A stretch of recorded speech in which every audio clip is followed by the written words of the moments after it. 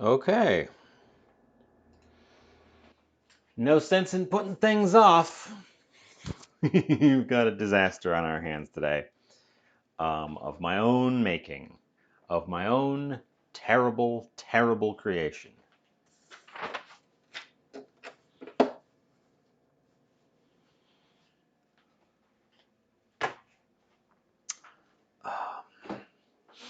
So, if you're following me on Twitter, which I know you're not, you will have seen that yesterday I acquired a large quantity of salmon. Most of it is being salted for preservation after our successful experiments with salting and preserving salmon.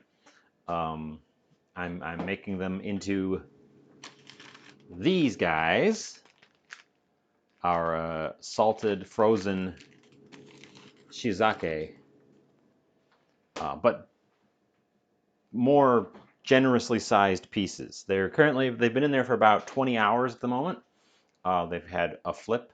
They'll have another flip shortly after the show today. I can bring them out and peek at them, but they don't look like much at this point. They just look like pieces of salmon with, well, the salt's probably dissolved at this point, so they just look like pieces of salmon. But they were whole sides. They were these whole. They weren't okay. They weren't whole sides. They were the front half of a salmon with the sides, and I wanted nice even pieces, nice even fillet sections, so I could have one each time, which meant I cut the belly meat away, which we have here.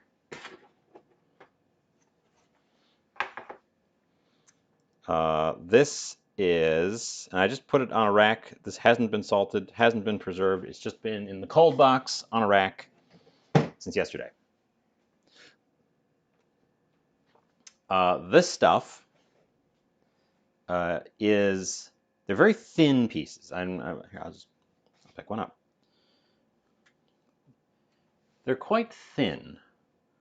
And as you can see, they have quite a bit of fat in them. They're roughly analogous to the bacon of the salmon or the fatty tuna belly, because it's the same part. It's the underbelly of the fish. And when you take a fillet, when you cut them apart and take the fillet off, it ends up as this sort of thinner flap that's only on part of the fillet. Oh, sorry, I washed my hands. Gonna be a lot of that. A lot of hand washing. Should get a handy hand towel ready. So that's what these are. This is like the fatty part, the fatty delicious part of the fish. We are. I don't trust this particular fish to eat raw. Otherwise, fatty tuna or fatty salmon belly, I think, would make for some good sushi. Um, they're also these nice, perfect shapes, so you can get even slices off of them. But that's not what I'm doing with them today. They're going to be cooked, and I went down a rabbit hole of my own crazed mind today, working out what to do with these, and I have settled on fish with almonds and chocolate. This is gonna be a thing. I probably won't do both of these. I'll do this one and save. See if I can get. I'll do that one. But, oh boy, this is where I settled. I apologize to all people who love food. This is a tragedy. This is a rolling tragedy today. But it's not the only thing I'm eating. I'm also making a side to go with it. And the side to go with it is going to be this funny shaped eggplant that I picked up. It's like a comma. Which is going to have to get started first because we're going to salt it and draw off some of the excess bitter stuff that's in eggplants. So, I don't need the rack yet. I'm going to need this rack, but I don't need it quite yet. I need a board first.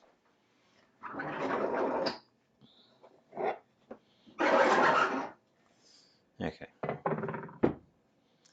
I tried to get one of those skinny eggplants, those long skinny ones, and I couldn't find any today. They're all sold out. Do this on this side. So,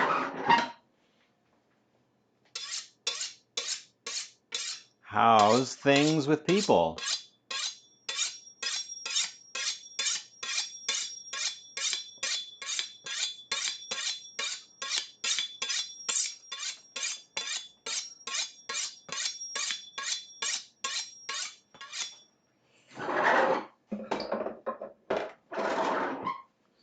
And then I like to run my finger along the edge just to make sure there's not any dust left on it. This funny shape is going to make for some odd pieces. I kind of want to do them like that. Or do I do them like that? Probably like that, because then the ones on this end get a little bit fatter.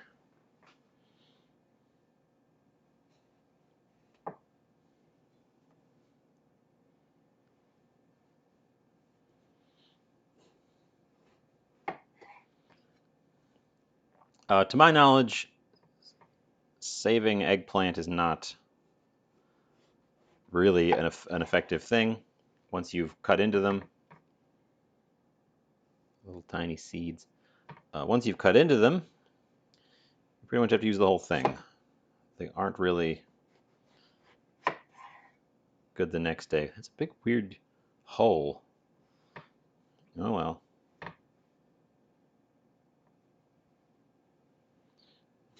I also have a annoyingly tough skin that I know some people really don't like. And I'm having to kind of nick it with the tip of the knife to get them started here.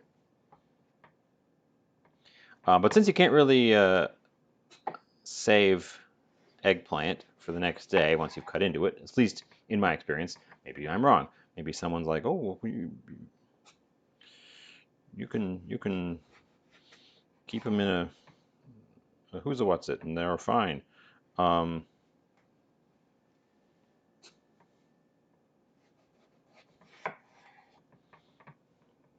going to do the whole thing, and then I'll have leftover cooked eggplant tomorrow.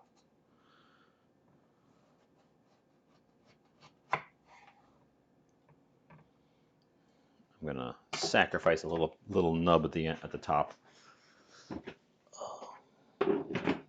Boy, that compost is just about full.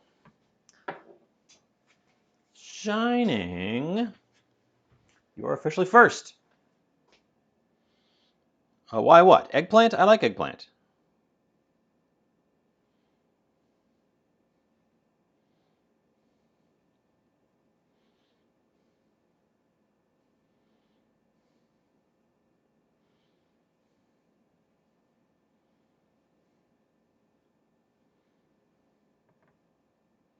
Don't you like eggplant? Oh, we can space these out a little bit more.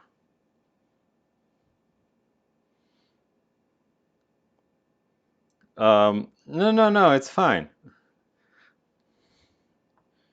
You missed me introducing them. It's worse than you think.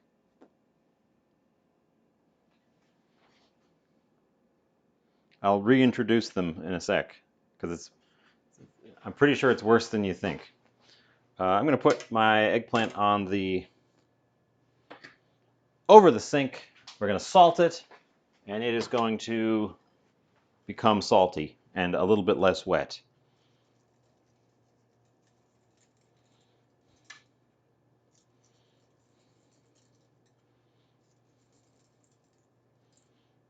Now this would be a good time to use ordinary table salt, I think. But I don't have that anymore. Okay. So here I'll pull out the big tray. We can all take a peek at it together. So yesterday I found a large quantity of salmon.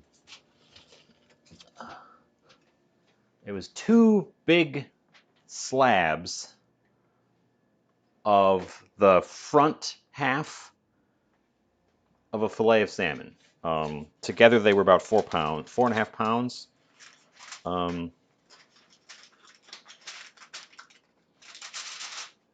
So I was trimming them up to make these, which are in this tray here.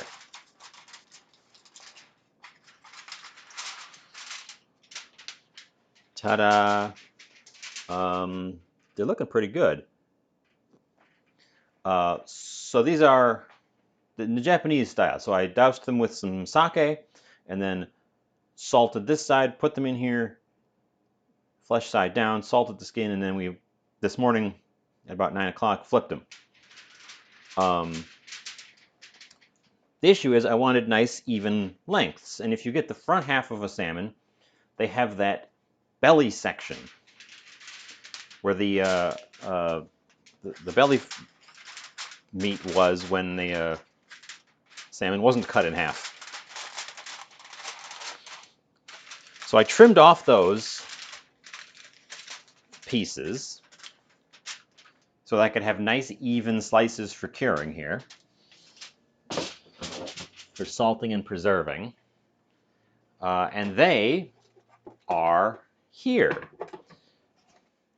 And you don't get nearly as much off of these, and they're pretty thin pieces. They're only about that thick. But this is, aside from, I think, the collar, which you can never get unless you catch your own fish, this is the best part of the salmon.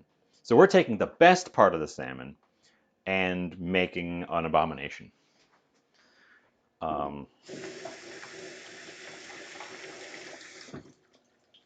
Strap in, kids. I do have some plans. I'm not planning on just coating this in chocolate and calling it a candy bar. I do have some plans, but also I'm using actual chocolate and actual nuts. But we'll get to that.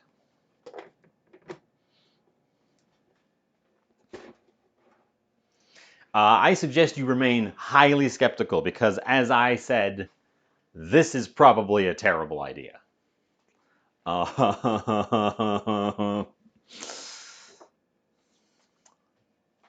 Yeah.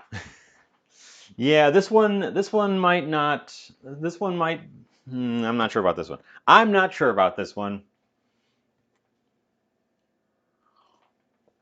I'm obviously not going to deliberately screw it up, but I'm also not going to shy away from the core identity here. We need these nuts to be lightly pulverized. This was also something I got on sale. The grocery store was cleaning out those fill your own nut tubes, and they filled nuts haphazardly in these bags and then just slapped a price on them. So I got that many almonds for $5. So cheap almonds as well.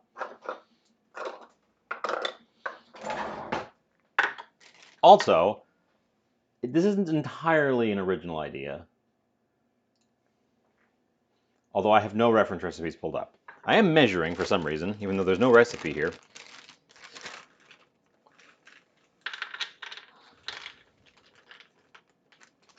because it makes things seem more official. It makes me seem like less of a crazy person.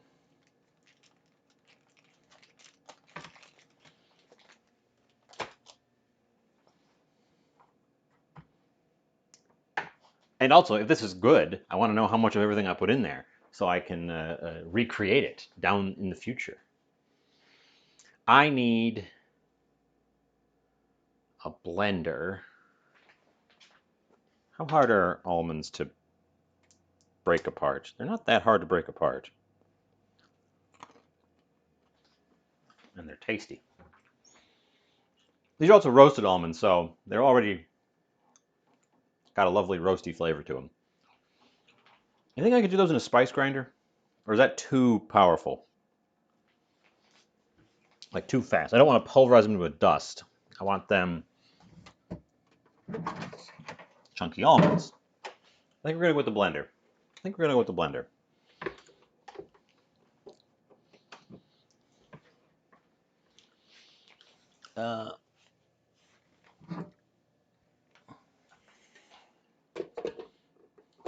Because a blender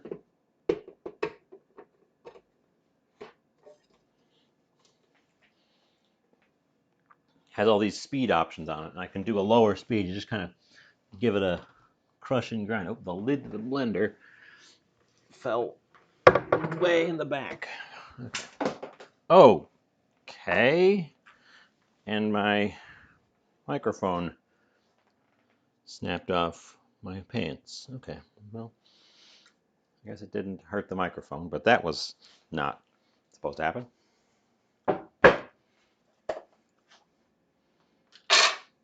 Nuts. Blender. Also, blender has water spots on it. I'm going to have to give this a vinegar clean.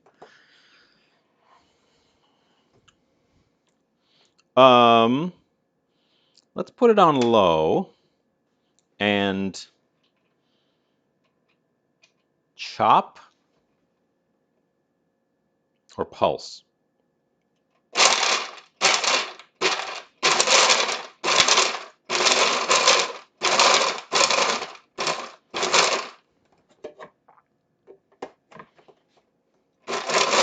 Why what? Almonds? I like almonds.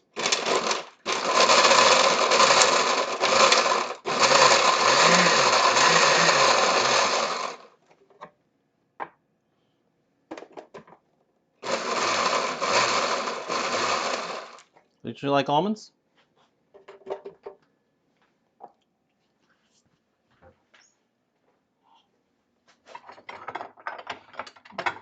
Oh! I like salmon too.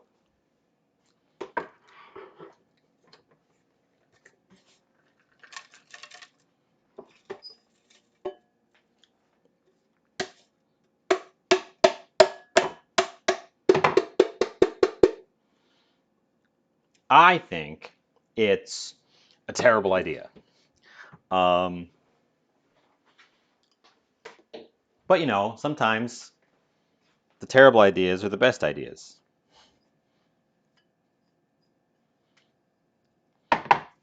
When this becomes the new taste sensation, people will be defending me on Twitter, saying I'm a genius and always have been.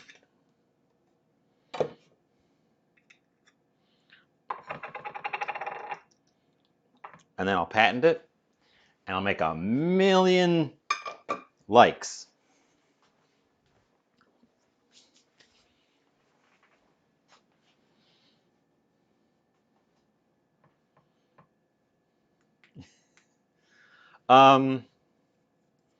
But you know,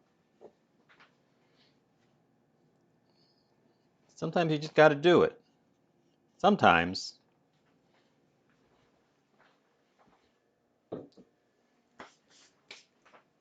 I can't be stopped, and you can't stop me.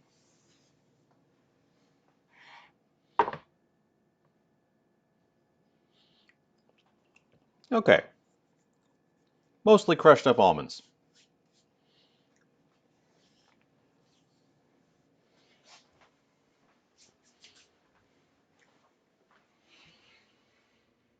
Where's my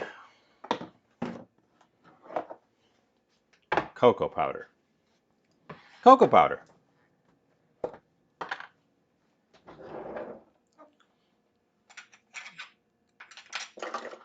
Look, I don't know why you people are so surprised. Literally, just last episode, I made a cheesecake out of salmon.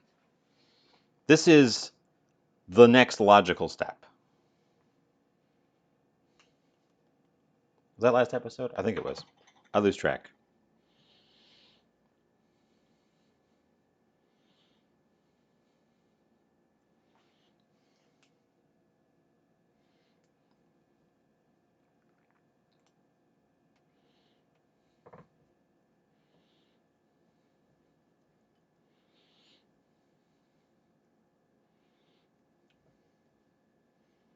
Yeah, I didn't say this was going to be sweet. When did I say that? So far, I've got almonds and baking cocoa.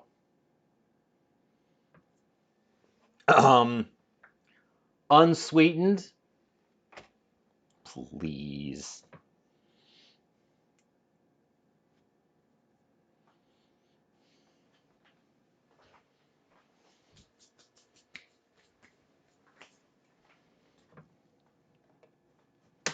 It's even on the ingredients. Ingredient, chocolate.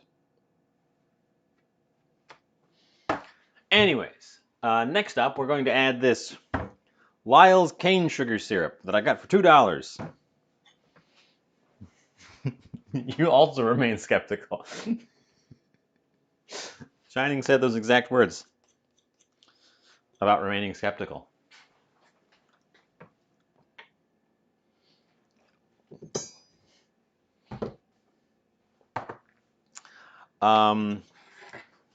Also, sweet things can go with savory things as well.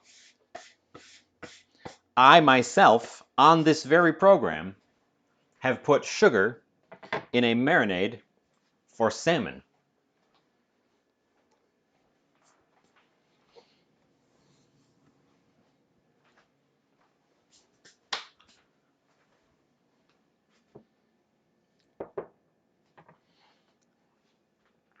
So,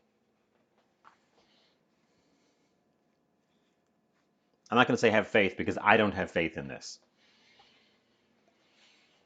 What else do I want to put in there? I need to stop mixing with my hands at this point because I'm going to get cocoa powder over everything. So, let me wash my hands real quick.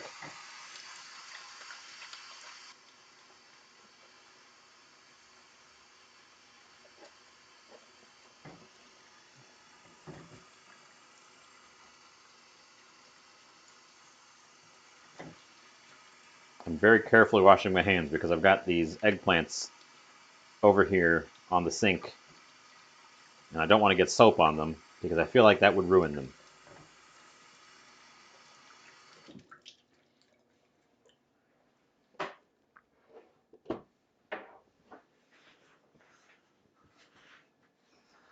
Speaking of which, I probably should flip them because the salt is now kind of stuck on. So we can get both sides salted. They're supposed to sit like this for like an hour or two. I don't know if we're gonna be able to wait that long for them.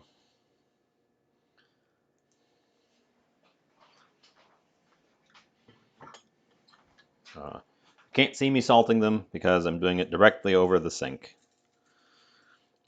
But salting eggplant extracts some of the excess moisture from it. And along with that excess moisture, the little faint bitterness that's in there gets pulled out. It's also especially good when you're frying them because they won't have to boil off a bunch of extra water before they can start getting up to frying temperature. Almonds and cocoa powder.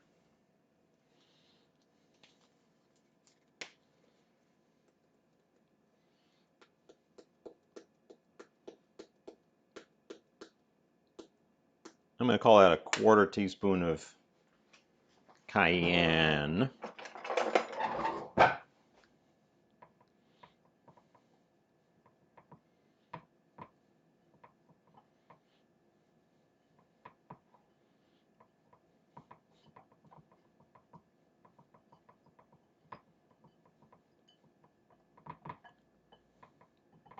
Okay, I said I didn't have a recipe up. I'm gonna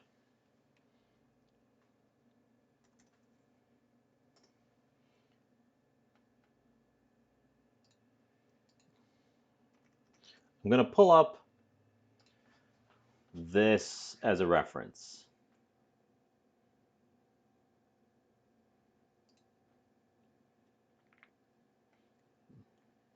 Scroll, scroll, scroll, scroll.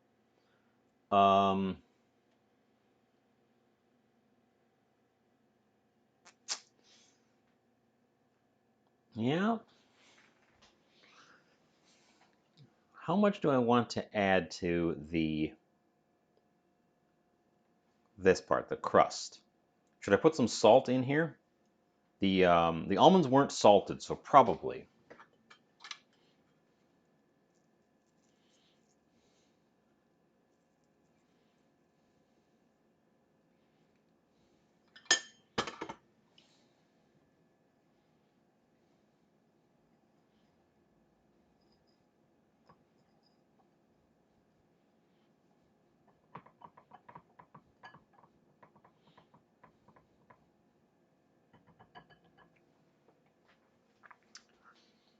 And some, where is it?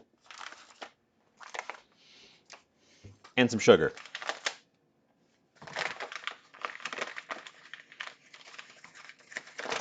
I wish I had some milk powder.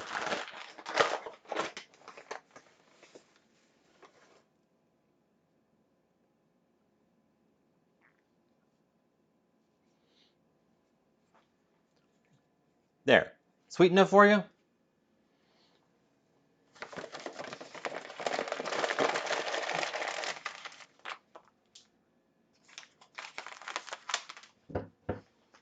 I know you were asking a second ago. Nope.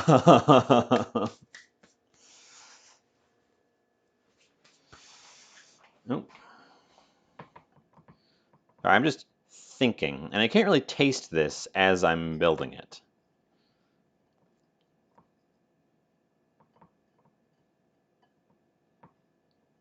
Because it's going to taste very different once it goes in and cooks.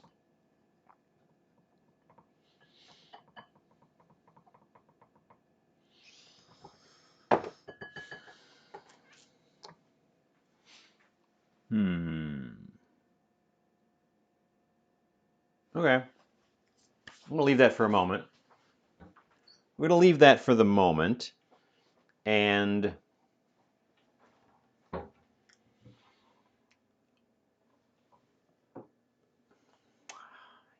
have another terrible idea.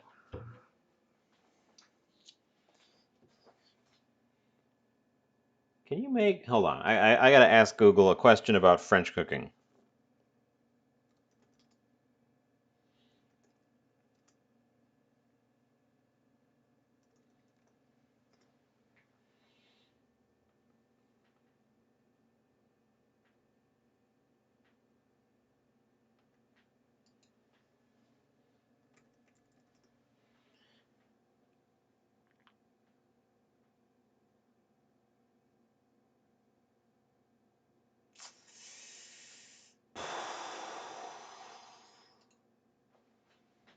Okay.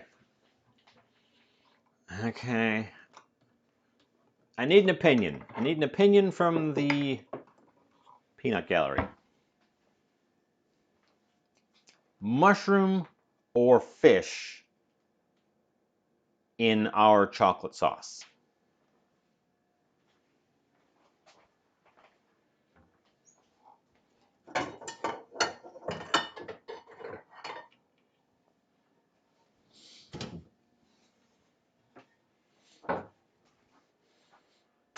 No, that's not one of the options. That's not one of the options. Mushroom or fish in our chocolate sauce?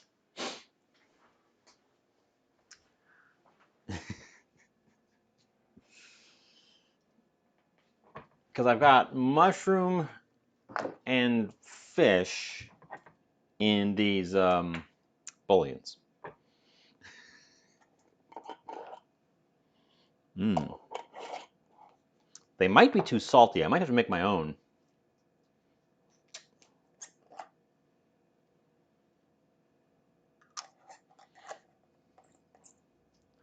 I don't really want to burn my shrimp shell stock on this project. A lot of sad facing going on. Did you mean this?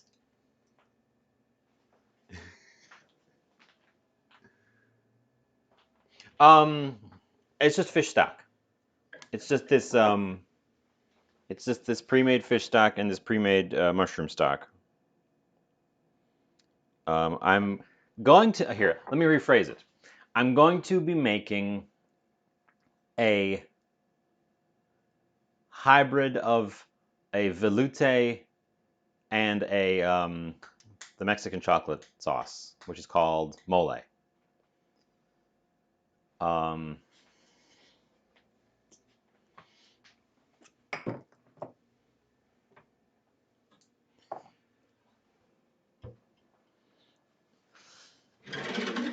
And actually, I could do it with some fresh mushrooms.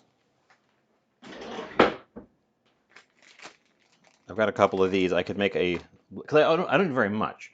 I know. I'm deliberately phrasing things in a way to make them sound as offensive as possible, but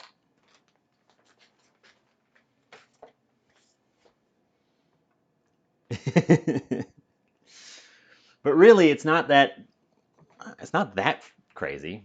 It's kind of crazy. It's not that crazy though.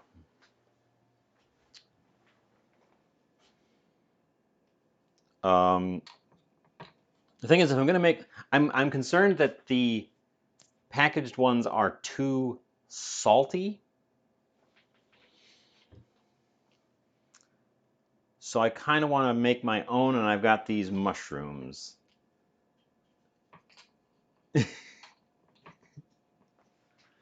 But when I word it like I've been wording it, that's also an accurate statement. So I don't understand.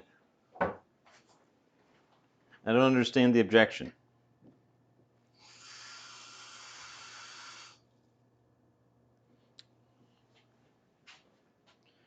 How much water is that? If I'm going to do this, I need to make a roux first. Ugh. You guys just start hydrating in cold water, which we need more of now.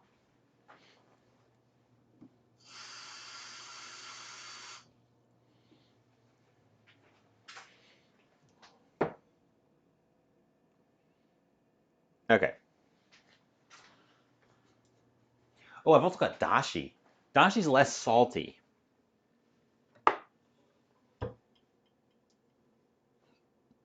Or maybe it just tastes less salty.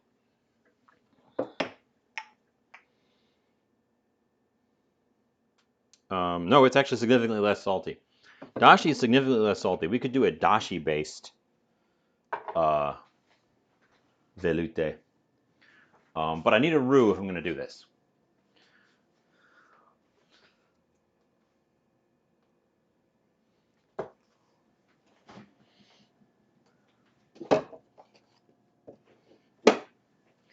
Right, but how would you describe the thing I'm making?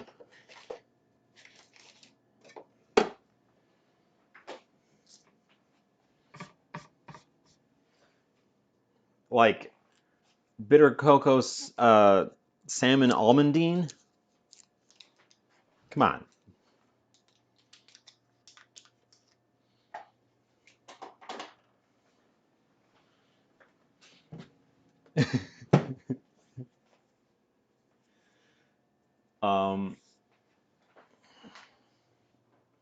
Look, woman, you're not following along. This is crazy nonsense. I'm making Crazy nonsense today. I hope you're here for it. Okay, we've got a tablespoon of butter on the stove.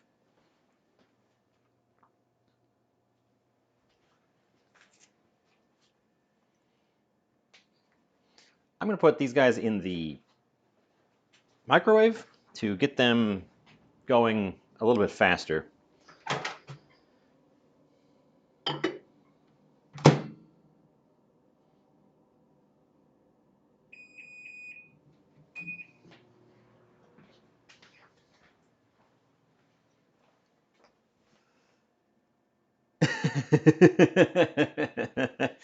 I'll be waiting. We had to go terrible. I've been playing it safe for so long with these things. I need the flour. I need the flour tower. Actually, do I need the flour? I could do it with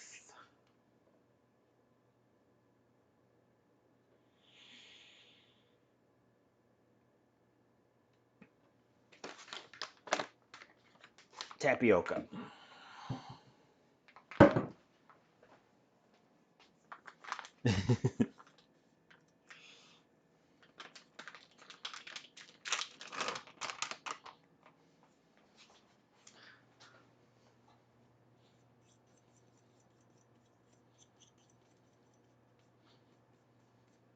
So I'm not making a mole.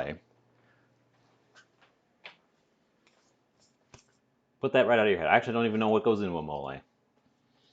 Mole sauce.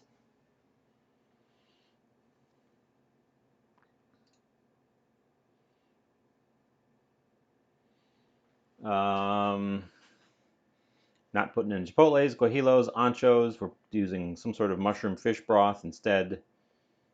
I don't think we're going to go with tomatoes. There's all these spices. Then there's all these spices. Nobody got time for spices.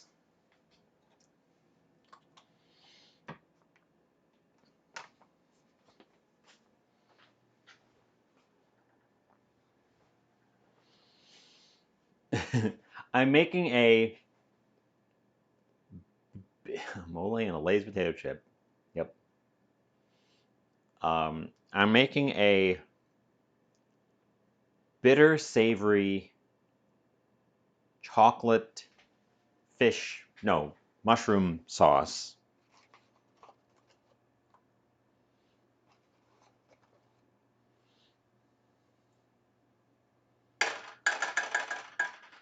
And I'm going with flavors that I want to go with, and I'm not sticking myself to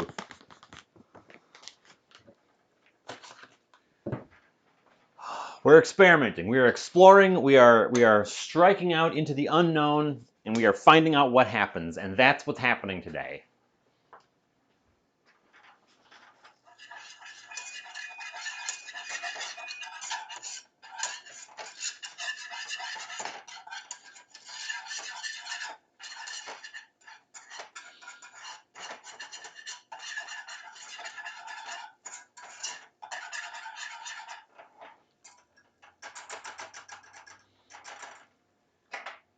We are over here for some reason. I'm making a roux.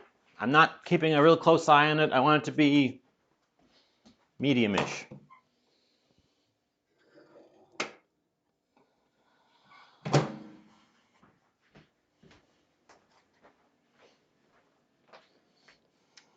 The mushrooms smell very mushroomy now. I'm gonna let them keep steeping in there. I'm gonna need a scraper at some point anyways, so let's get it out now and use it to scrape down the roux.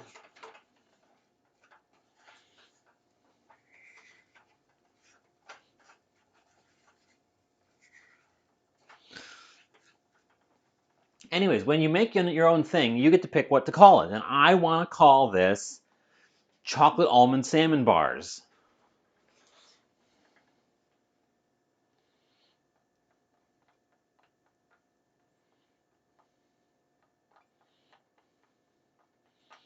People made fun of the guy who made the cronut when he made the cronut, and then it was really good. Now it's the cronut.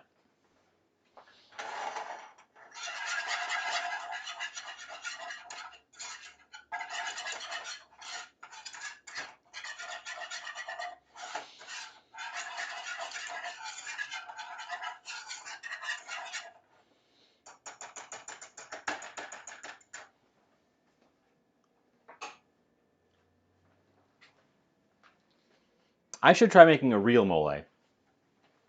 You're right. That's a thing that should happen at some point eventually.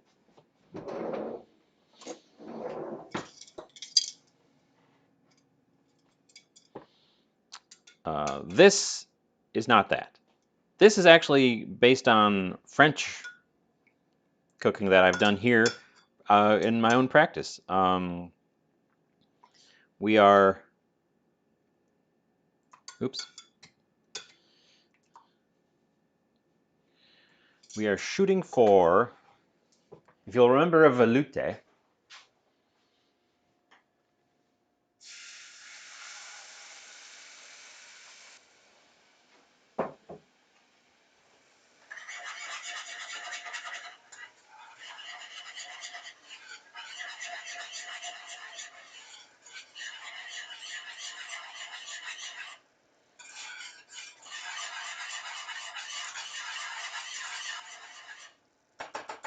ooh, turn that temperature down on that guy. If you'll remember the veloute I made out of the octopus broth when I did the octopus, this is not dissimilar to that, except that I'm taking it a step further.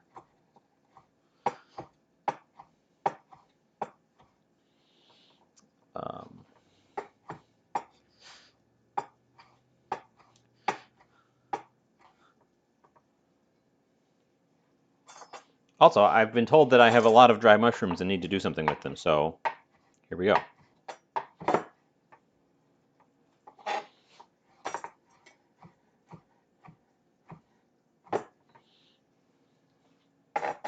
If you're not familiar, a veloute is a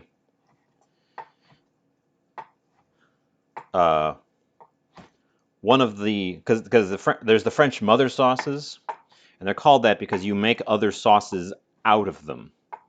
A veloute is one of the child sauces of a bechamel, in which fish stock is added to the bechamel. Bechamel being the roux thickened white milk sauce. So I'm doing it kind of backwards here as I'm thickening my stock directly.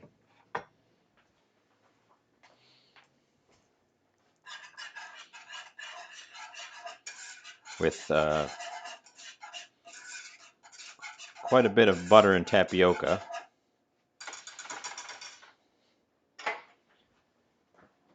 And then I'm going to add some milk. Oh, and some dashi, because I wanted a little bit of dashi. We're going to go with a smaller amount because it's got the mushrooms in there.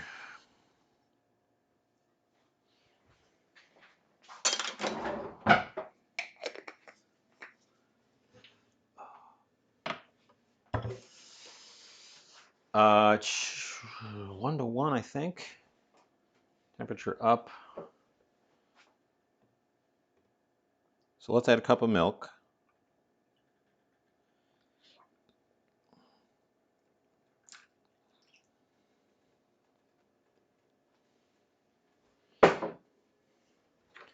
I considered just making an unsweetened ganache as the topper, as the topping sauce.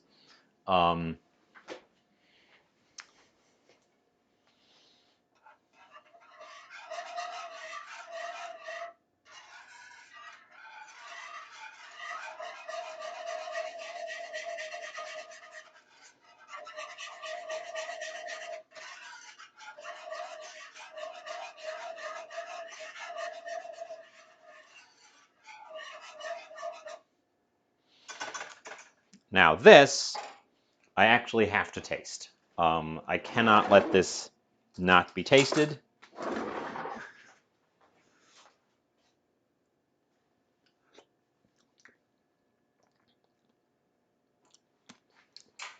Tastes like a thin, creamy fish soup,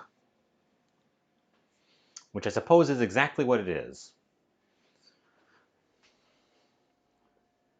It's going to need to thicken, and we need to put some spices in it. What spices am I going to put in it? I want nutmeg.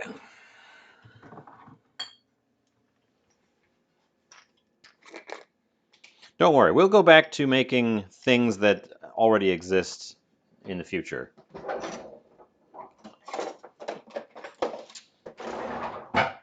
I'm just flexing my culinary brain.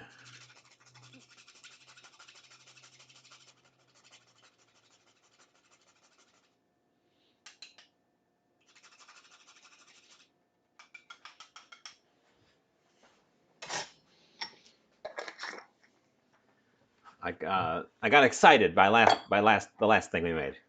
It was such an interesting twist on the entire concept of what it was, and it came out so mundane compared to what it was in my head. Like it's good. It's just not mind blowing. Um, Goldie, yes. I'm not smooth. I'm stubbly, but yeah, we debearded this morning because it was bugging me. Welcome into this absolute train wreck.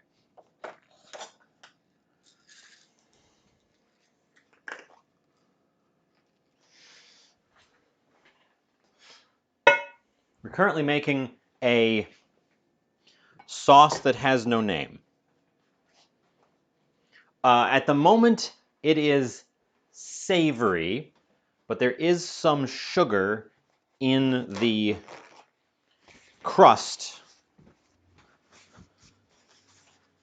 This bowl of brown stuff is the crust for our salmon eventually. There's some sugar in there, but for the most part, we're going for savory. But I haven't decided if I'm going to take a hard turn or not. I'm currently making a sauce that has no name. Do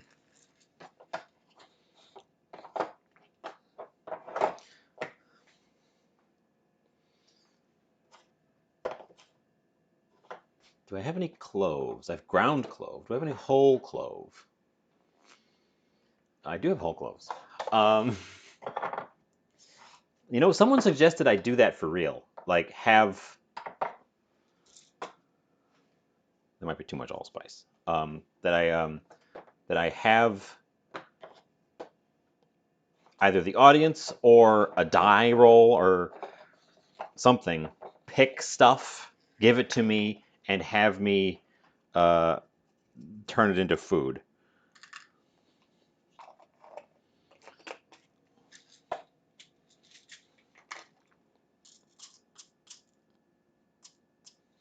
Cloves are strong, so I'm going to put only 3 in there.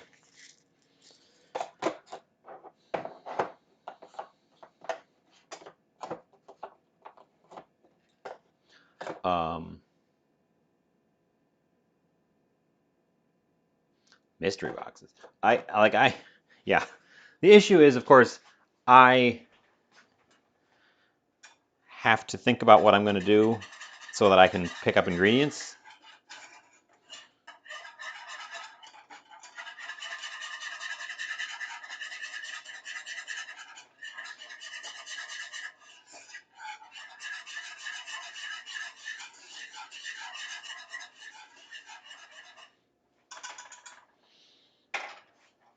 I don't have the budget of a big show where I can just buy tons of ingredients and write them off because if they don't get used.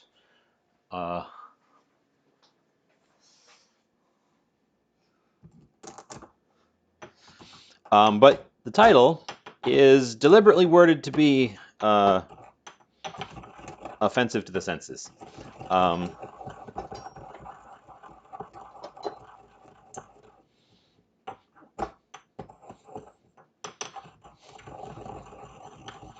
but also, I get to call.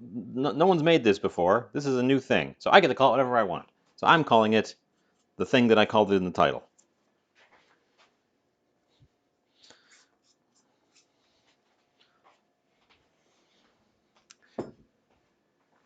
As always, this is why professional kitchens have a saucier.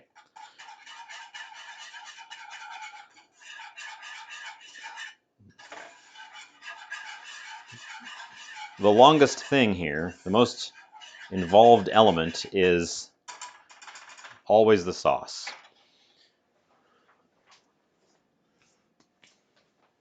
The salmon should only take, well, it'll take a little bit of time. Oh, also, I'm not going to dig the whole thing out again. Yeah. Good. I work better when there's people to talk to. Let me get the camera over here. This is the salmon we're using. They are belly cuts from the large quantity of cheap salmon I got yesterday because I trimmed the belly pieces away so I could make nice, even, perfect steaks, little fillets for salting and preserving. And then yesterday I just chopped up the scrappy end bits that weren't even and just sauteed them through over noodles. But these were such nice, perfect pieces that we're going to use them. They're pretty thin. That's the thing. That's why I call them bars, because this is the shape we're working with, and they're pretty thin.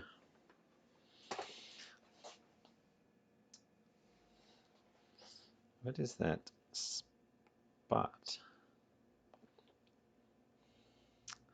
But yeah, they're very nice. There was a very nice looking piece of fish.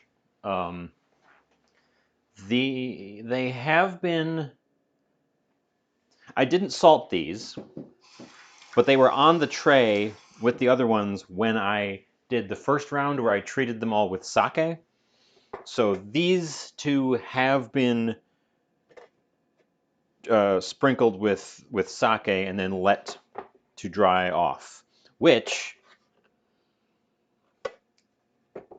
according to the instructions, the purpose of sprinkling the sake is to draw off any fishy aroma. And boy, these have a really like clean. It works. That's what I'll say about that. That is definitely a thing. There's no fishy aroma at all to these things.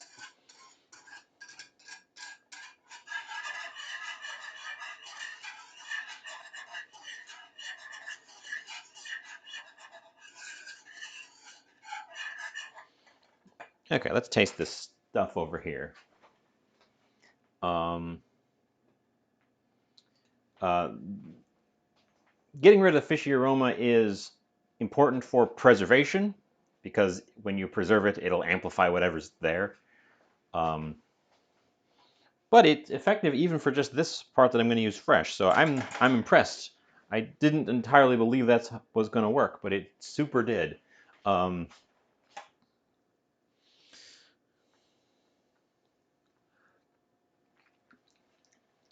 Mmm. Oh, wow. How did that happen? I mean, I know how that happened. I put those things in there, but golly, that changed.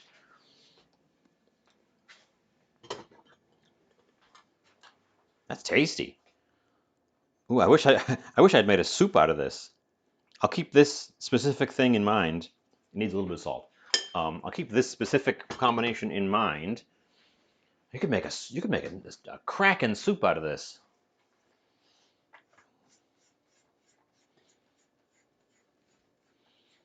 It's for reference for those of you who weren't following along as I made this. Um, I made a small amount of tapioca roux, to which I added some quick shiitake mushroom broth and the chopped up shiitake mushrooms. A cup of that and a cup of milk and 3 cloves, some allspice, and maybe a little bit less than a quarter of a nutmeg. And now just a pinch of salt. Oh, and some dashi granules, which I think I could have added a little bit less. They are definitely coming through as a dominant flavor. But they're not overwhelming it, and the strong spices are taking it in a different direction. I just licked the spatula instead of my tasting spoon, which I'm supposed to be. Also, it coats the back of a spoon, so it's already at a sauce level. It's interesting. It's a little bit too thick to be a soup, so I would make this without the roux, which is fine because it's not adding any flavor anyways. That is fascinating. I'm having a hard time describing it without sounding gross because it's really tasty.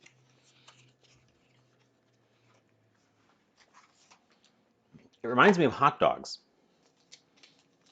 but in a good way. It reminds me of boiling hot dogs, but in a good way.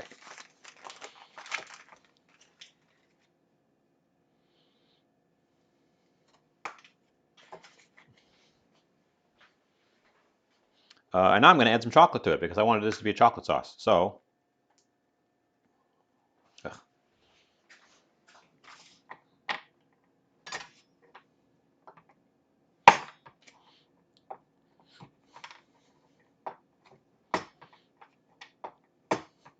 So if there ever was a chance to ruin it, this is that chance.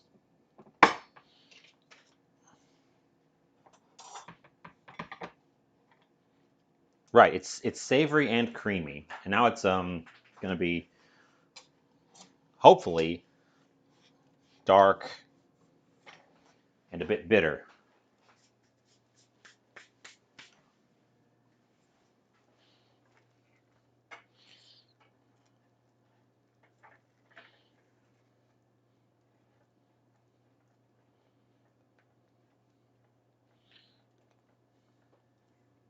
I wish I had a saucier to do this for me.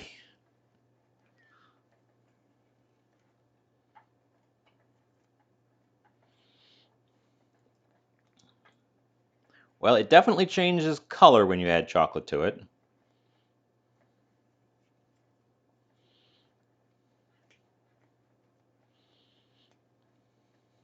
This is 100% chocolate. This is unsweetened baking chocolate. So this, we're not adding a bunch of sugar to this at this point. We're shooting for a savory, but sort of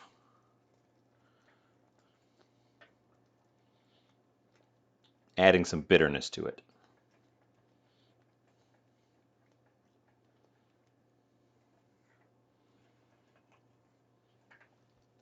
It smells like a chocolate ganache.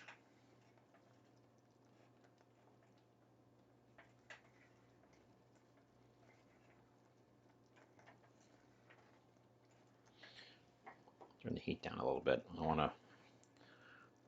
want to boil this so much. Just a bare simmer. Get this fully melted in, and we'll taste it. Ultimately, I think I'm going to set this aside. I'm going to set this aside while we get on to the next thing.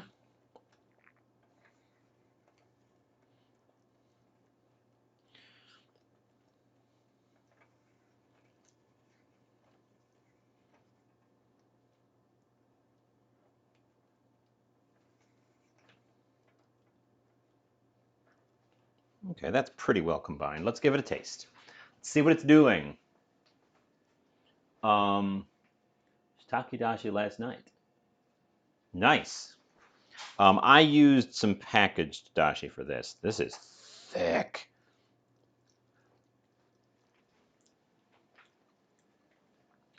Ooh. Ooh, that changed it a ton.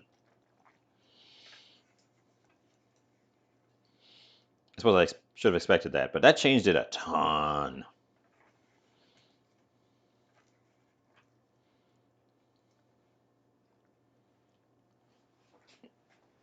Oh, man. It's still savory. It's still got a definite sort of dashi flavor to it, but it's got this sort of deep, this sort of, it's deep. It tastes deep. It tastes really deep.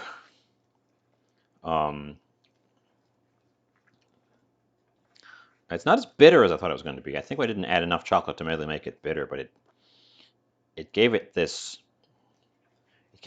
dimension. Do I want to add a little bit more? I kind of want to add a little bit more. Oh my God, is that?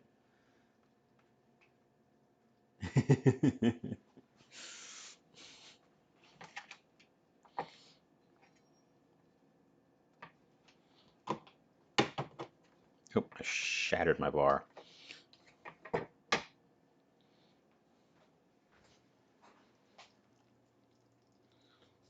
We'll let those guys melt in place while I deal with the moisten.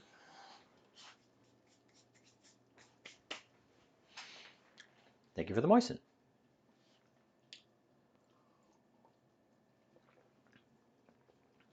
Mmm. Moist. I think it needs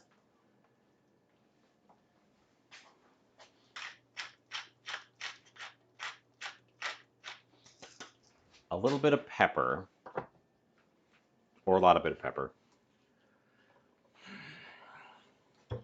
Controversial decision.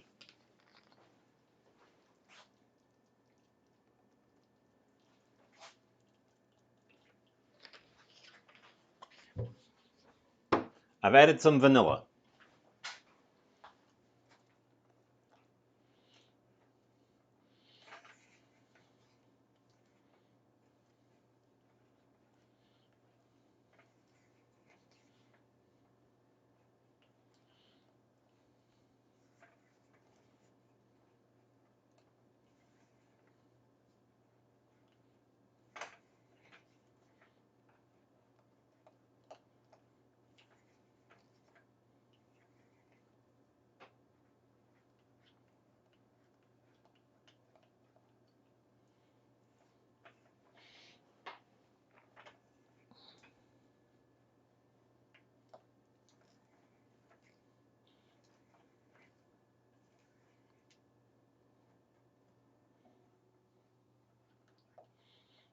Make sure all my chocolate pieces are stirred in and our vanilla is evenly added, and then we will give it another taste.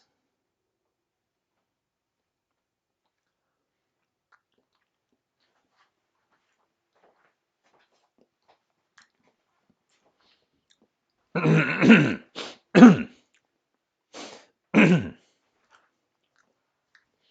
like it.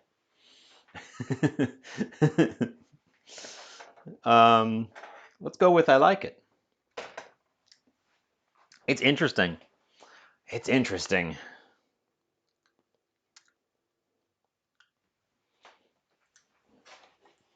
I think I liked it a little bit more before I added the second round of chocolate. It's definitely got more bitterness to it. Which the way to counteract bitterness is to add sweetness. So I could make it into a chocolate sauce from what it is now, which is a chocolate sauce.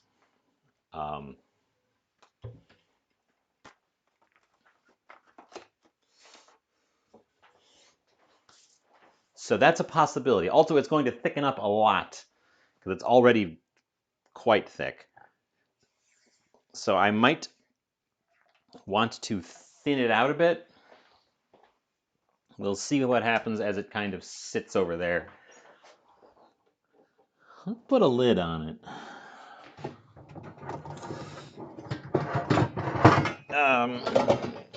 Lid, please.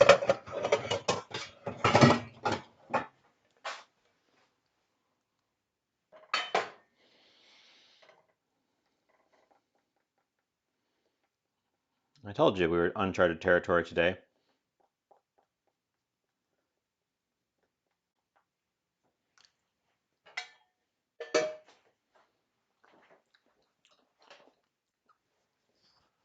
I'm thinking about it. I'm tasting and thinking. What have we got? Yeah, a little bit of sweetness to cut the bitterness, I think, is what it needs. I'm going to let it rest for the moment.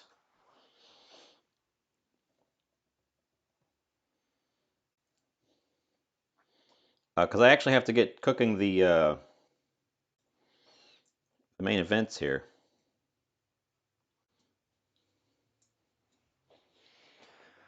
How long have we been at this? Ugh.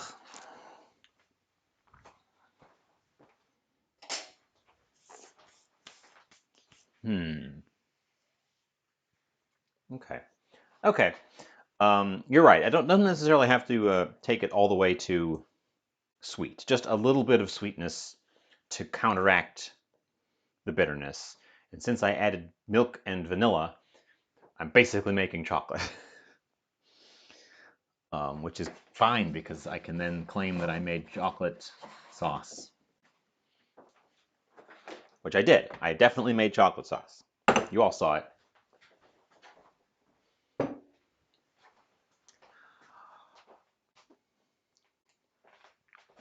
Let's see. How should the eggplant last? I should probably do the eggplant last. Let it get as much salt out of it as, or liquid out of it as we can in salting. So, let's see. There's a pan in the oven because it was in there drying. We'll get rid of that. We'll turn that light off so I'm not backlit.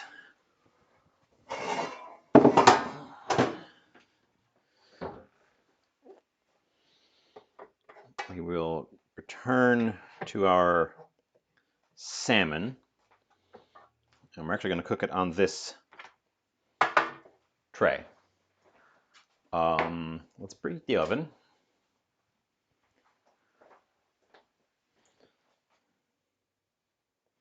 I also think that the sauce might be a tad too thick. So I might go back and add just a little bit of water to it to thin it out, which would be a good time to add a little bit of sweetness as well because you could dissolve it in the water so it mixes more quickly. These guys need to not stick, so we're going to grab some parchment.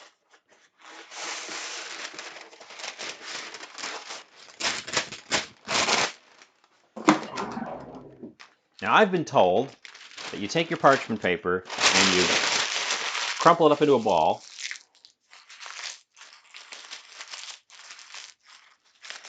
And then you uncrumple it from the ball.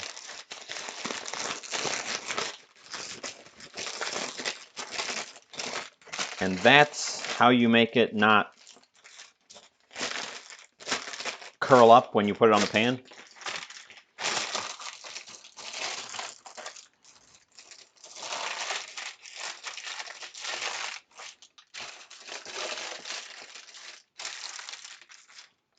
That seems to work. Not curling up on me. Okay. Yeah. So we're going to oil down our fish. I'm going to use my hand and I didn't want to do both of these.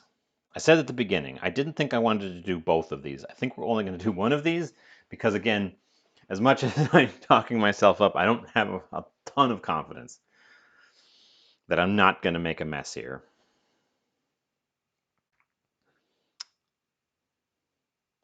Should I do both of them?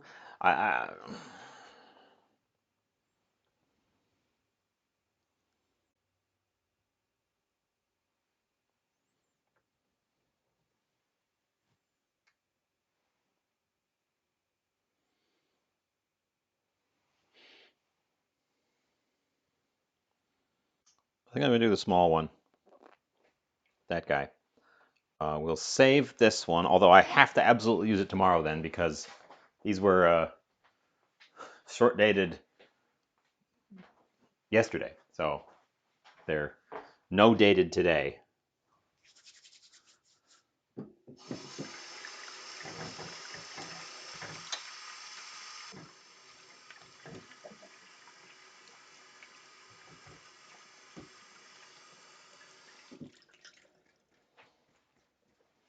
Uh, in part,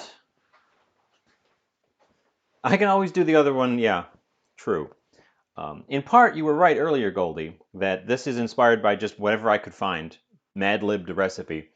Because the almonds I got because they were clearing out the serve your own nut tubes at the grocery store, so they were selling them off at a crazy discount. Um, Same thing with the salmon; they were trying to get rid of it. Um,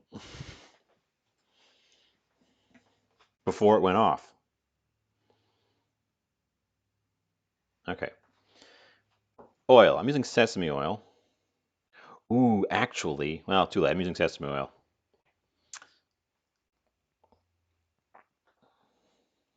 Too late. I'm already using sesame oil. But this would have been an interesting place to use that walnut oil. Remember that walnut oil?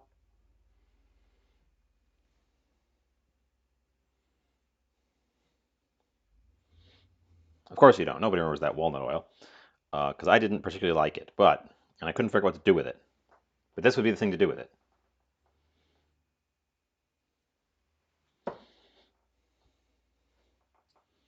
So I'm oiling up our fish. I spent all the work I did prepping this fish yesterday.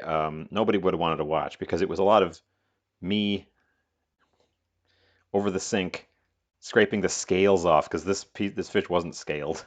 Um,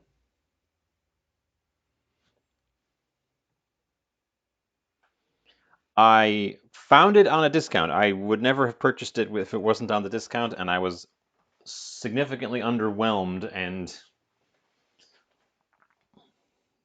plan to not re-buy it again. I found it, yeah, was very kind of tasteless. Okay, this guy I'm going to set out of the way for the time being.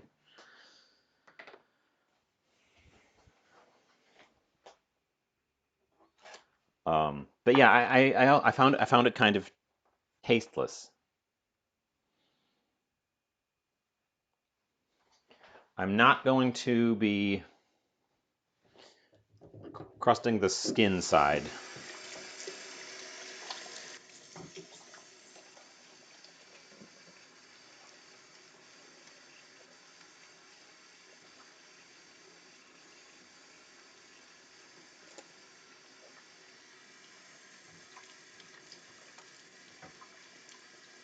When I tasted the walnut oil just completely by itself, it tastes like walnuts, but not very strongly.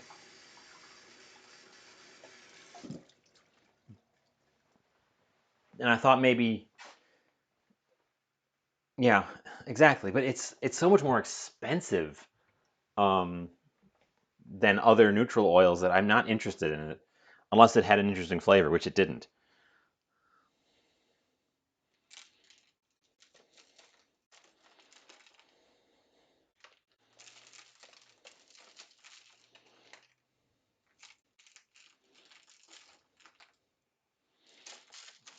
I'm sure there's a better way to have done this.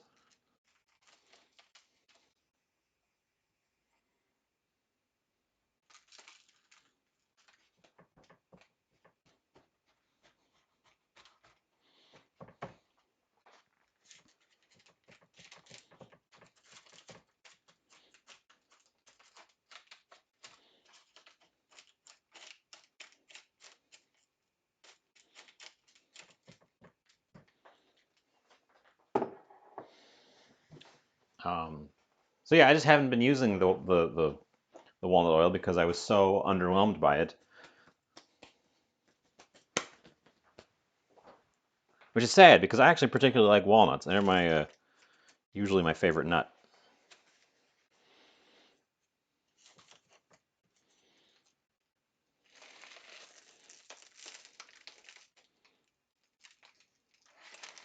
Okay, this is why I shouldn't have done it this way. We're gonna shake off the excess, dump the excess, and then put the fish back on its spot. Okay.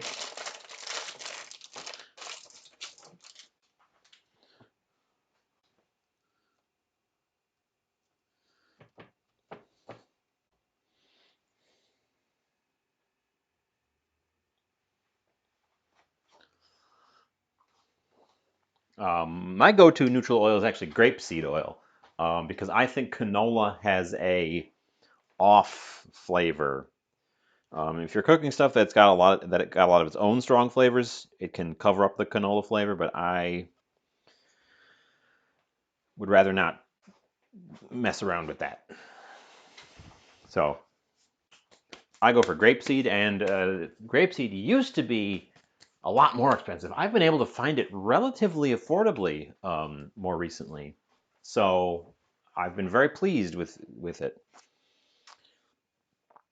Let's put this thing in the oven.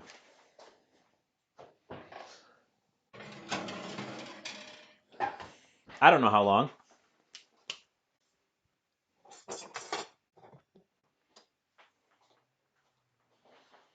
And then I've got a bottle of soybean oil that I hang on to for frying because it's cheap and you can get a ton of it. But I really only use it for frying. And then I filter it and put it back in the bottle. Speaking of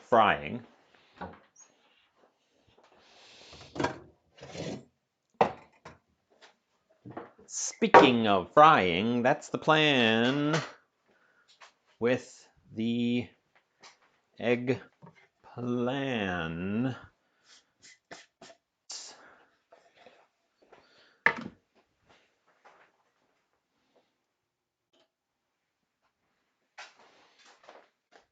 These guys, they've been sweating their little hearts out over the sink since we started.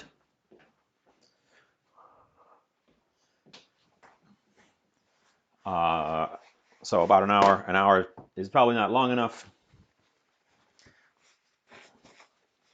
Yeah, canola gets when you're out buying oils, especially when you're young and inexperienced, you grab the cheap one, which is often canola or quote unquote vegetable oil, which is overwhelmingly just soybean oil.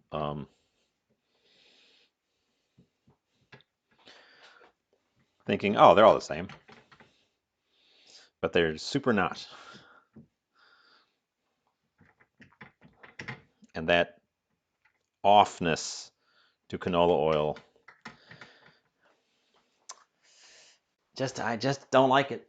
I just don't like it.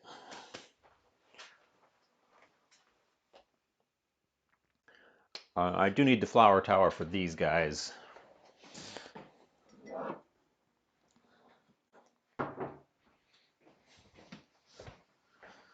And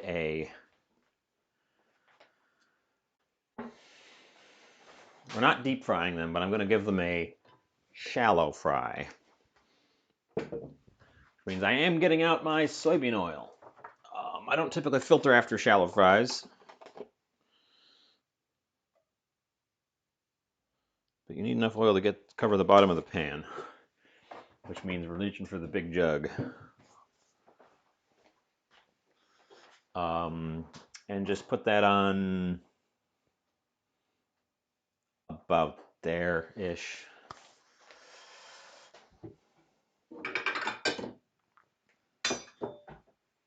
Oh, the gentlemen, sorry, you were with us for most of the day today.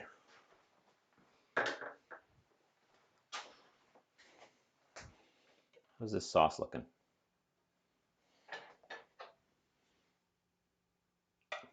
It's like a pudding.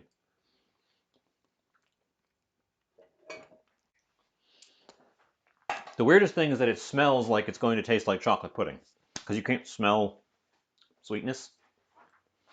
Well, you can if it's really intense, but you can't. So I opened that thing up and it smells like chocolate pudding, and then I tasted it and it does not taste like chocolate pudding. um,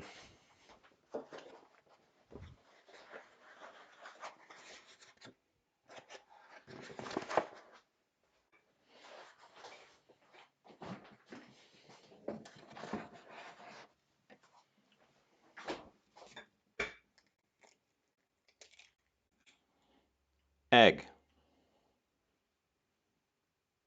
But I'm glad eggs are coming back down. I use them a lot, both for eating and for all this crazy nonsense.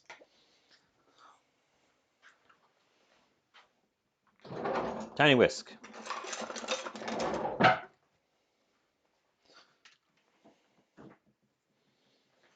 Tiny splash of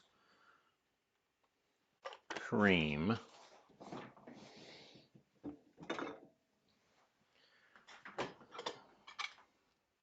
Tiny salt. Get in there, tiny whisk.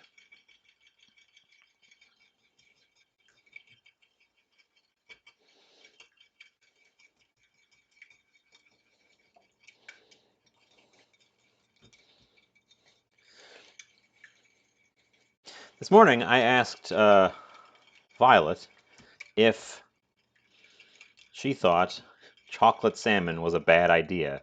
And her response was to look at my message, pause for a long time, and then say, well, you're going to make it anyway. Wise words. Wise words.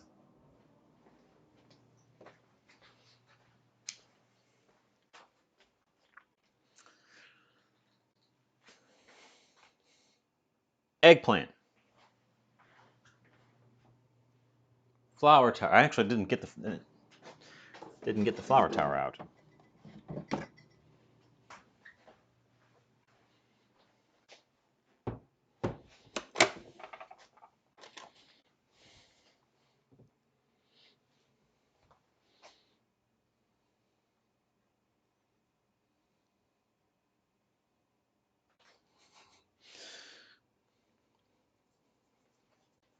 We're going to be in for some spring cleaning real soon.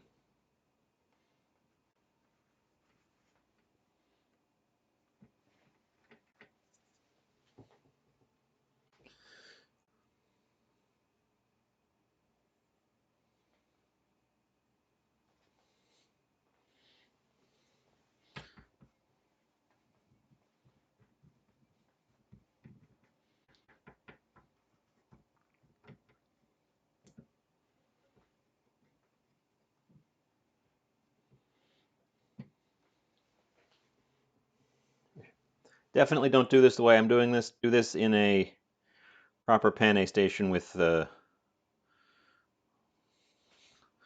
dish of flour, a dish of egg, and a dish of outer breading.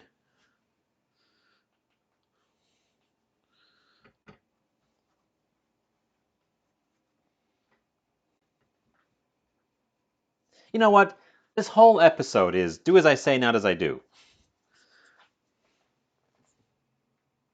And I say, don't make the things I'm making today.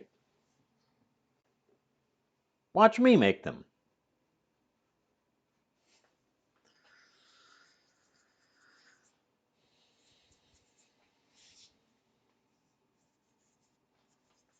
Okay.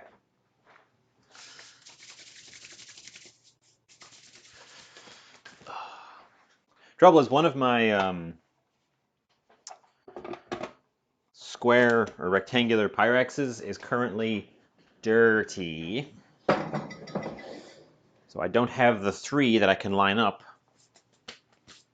to make our perfect little pane station.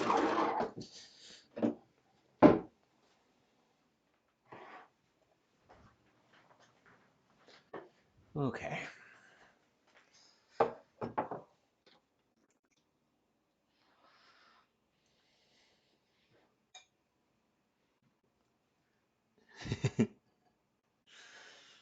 Curry chicken salad sounds good. But I aim to beat you with this absolute disaster. Except I'm playing it kind of safe with the this part.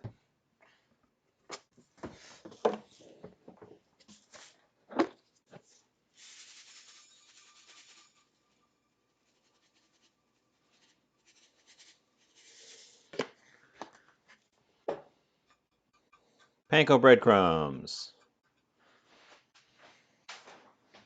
The oil needs to be hot before I do this. Ad starts now.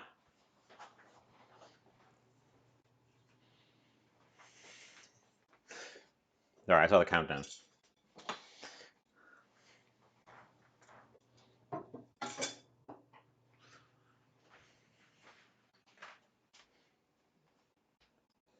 Oh, I'll take this. I'll take this time because it's we're already a week into a new month. But I should say, a new month. I want to thank everyone for the support, all the support last month. We hit my all-time high of 21 subscribers last month, which is very impressive. Oh. Hobo Mojo. Yo, what up? What up is there is a chocolate and almond crusted salmon belly slice baking in the oven. We have a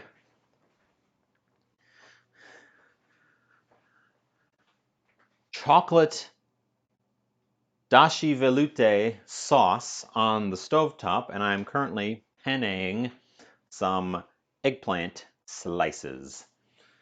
And I was just about, I was looking at my oil, tidying things up a little bit here before I do the thing.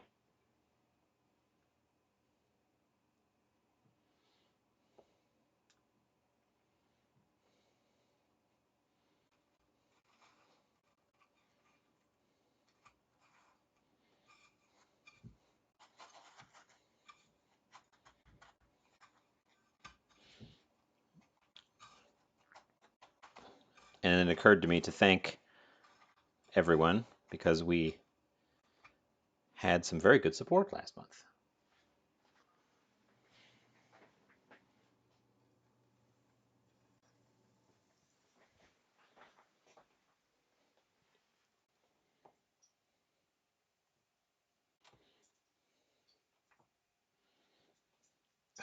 Come on.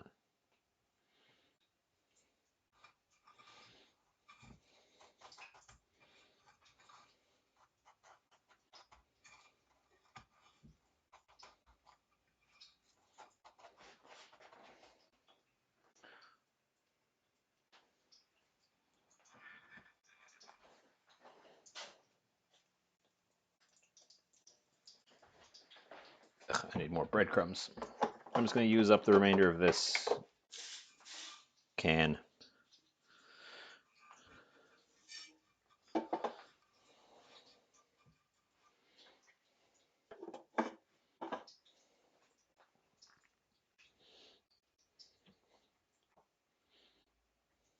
Plunk in 2, flip over.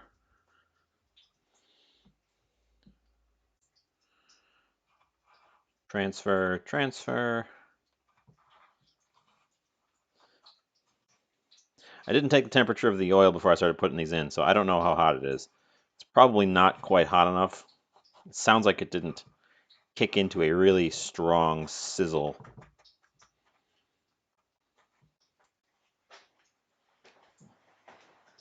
It's also not deep frying, so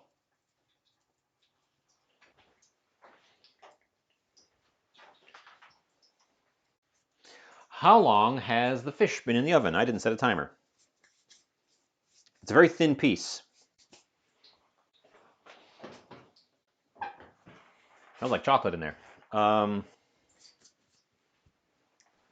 Smells of chocolate in my oven. My oven filled with fish.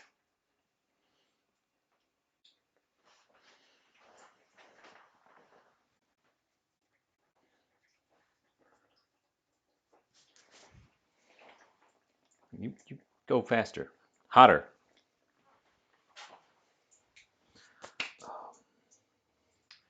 Making a mess.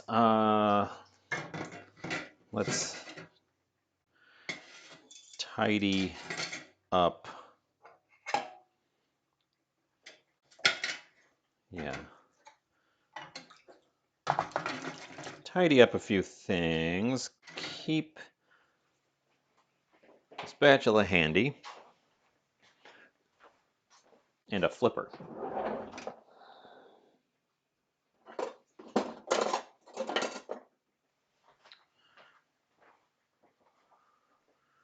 Where did I put my steel tongs?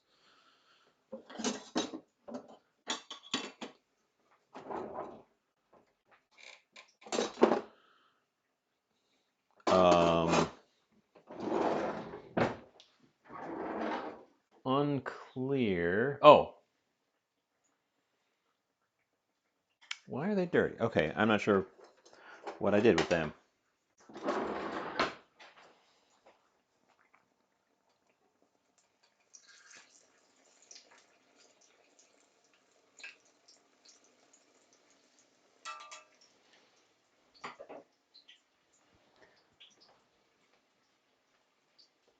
Frying up the eggplants. Let's get a thing to catch them on when they come off of there.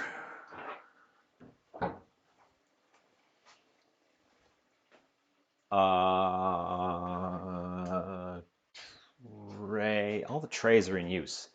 Well,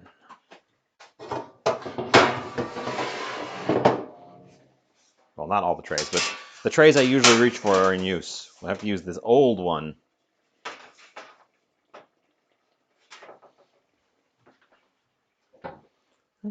Okay. How long has that fish been in there? Has anyone paid attention? Was anyone paying attention? I definitely was.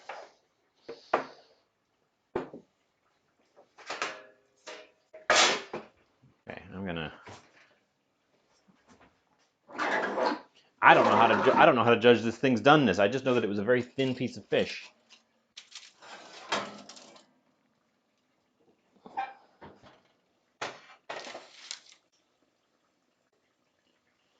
I'm gonna poke it with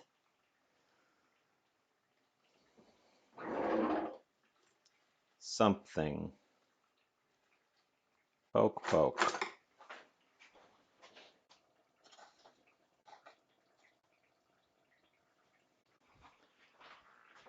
Needs more time.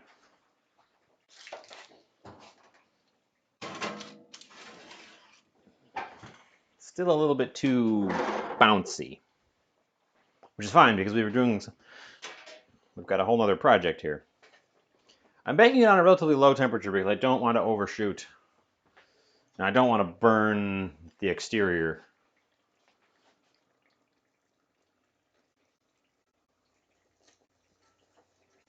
Yeah.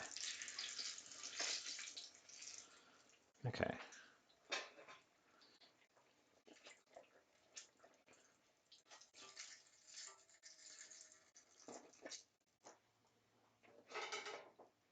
Okay. Things are looking good.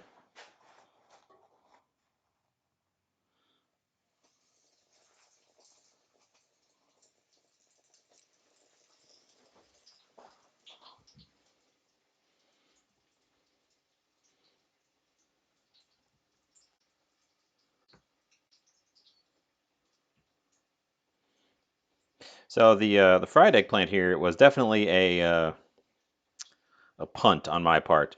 I went out looking for the those skinny eggplants. I was going to split one in half and make some kind of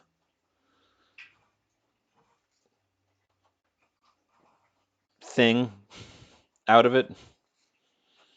Um, but everyone was all out of them. At least the places I went. Probably could have found them if I really, really wanted to. So I grabbed a standard eggplant, and the rest is history.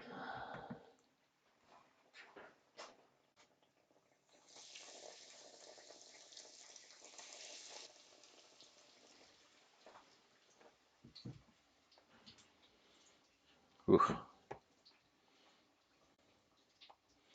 Speaking of the rest being history, we've got just enough. I think we've got just enough of this breading to cover all this.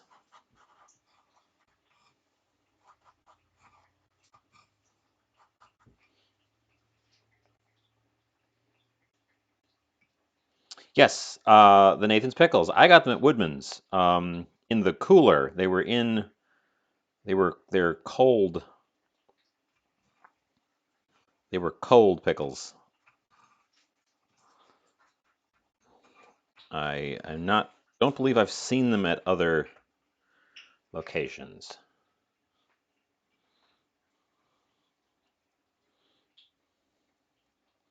I was very impressed.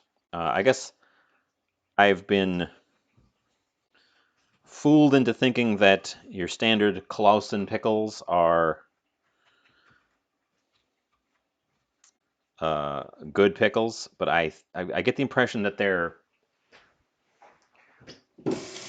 just better than the unrefrigerated pickles, and that there are a million better pickles out there if you just go looking for them.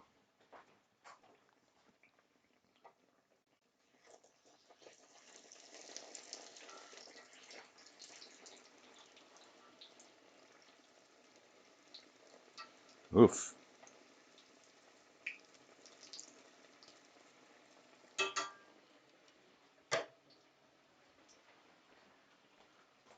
They're very crisp. They're shockingly crispy, at least to my palate. Um,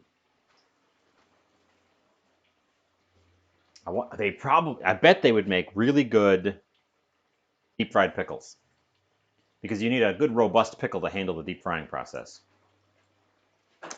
I love deep fried pickles. I should make deep fried pickles. That'll be on a deep frying day. We don't deep fry.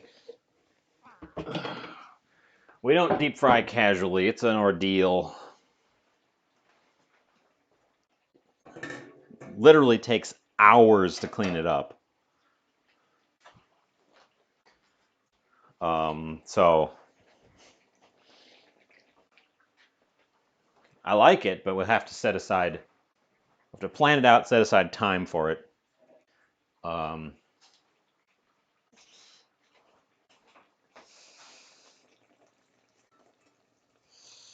yeah.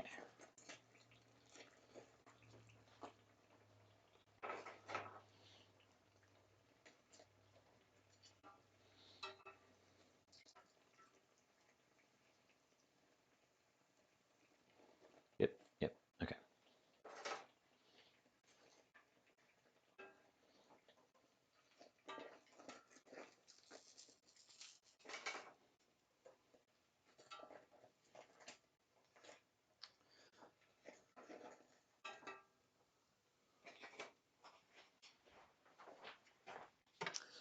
Okay. These are the last ones.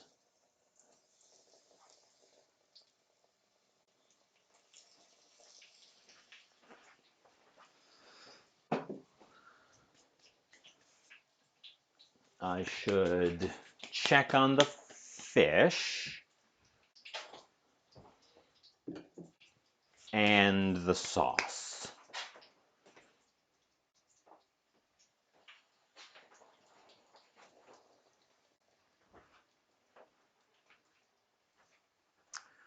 Um, Okay, we were gonna add some sweet and a little bit more water to our sauce because it had turned into a pudding. Um,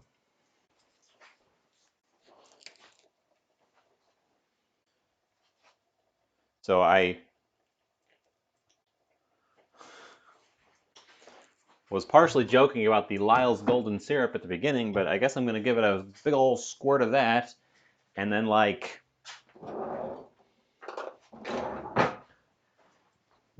just like 2 tablespoons of water or something, which just sits on top because it's formed a pudding.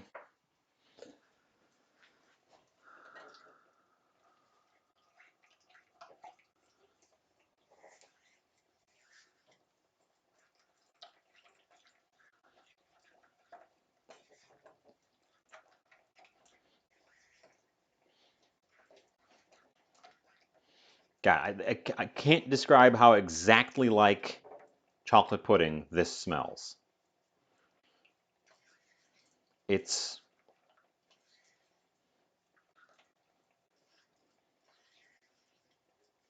it's a heck of a thing. Oh shoot! I threw my tasting spoon in the. Ugh. Ugh. Get out another tasting spoon.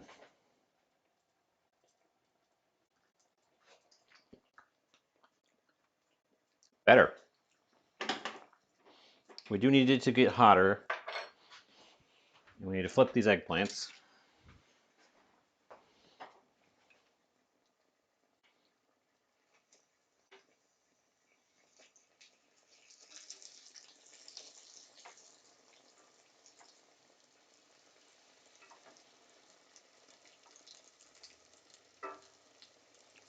Ooh. Speaking of hotter, I think we overdid the last round here a teeny bit. They're a little bit charred. I could have chocolate pudding dessert. I have some chocolate and some milk and some thickener. Mmm, pudding.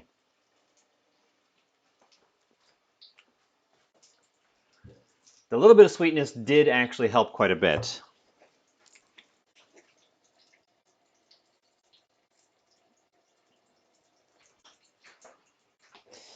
If you're not familiar, this is a British thing. Lyle's golden syrup, any golden syrup. It's roughly analogous to, if you're in the States, like Caro corn syrup. Is interesting because it has only one ingredient, and that ingredient is sugar. Because instead of it being sugar with water added into it to make it a syrup, it's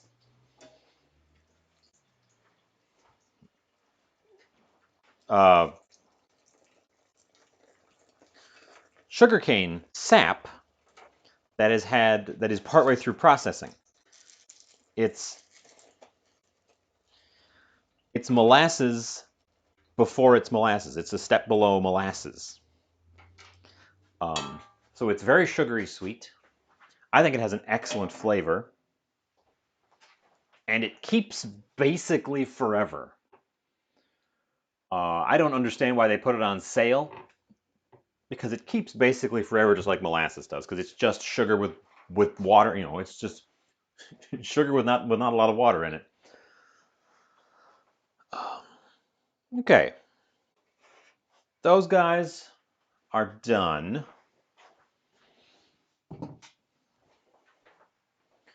This needs to go off and get out of the way.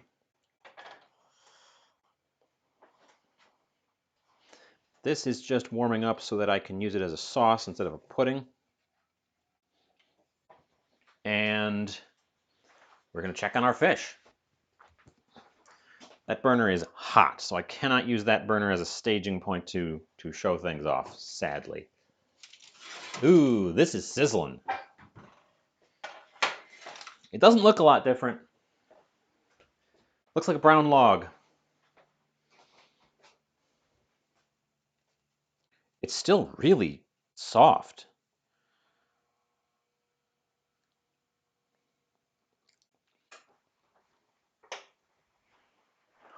Maybe it's not hot enough in there.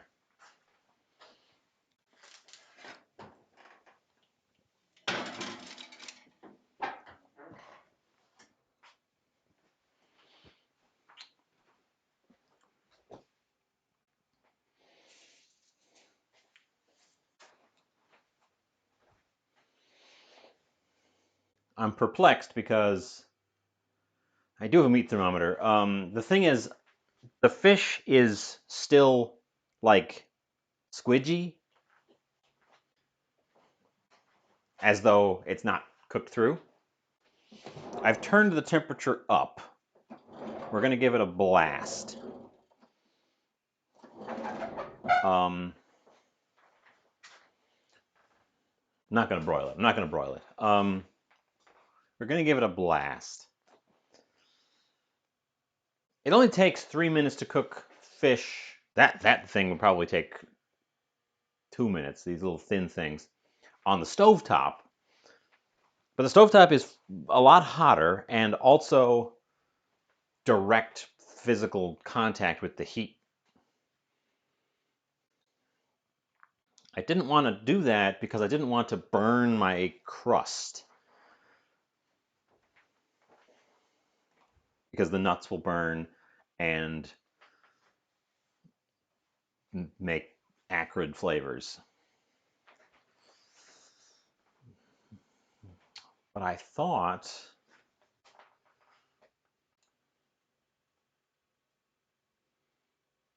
it's such a thin piece. I expected it to cook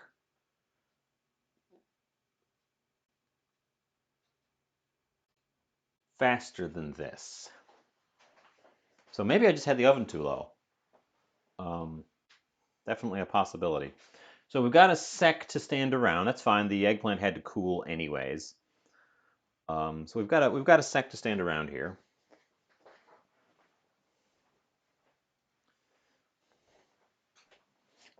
Pick out a plate. We can pick out a plate. What kind of plate do you think we want? Probably not a brown one. All the food is brown today.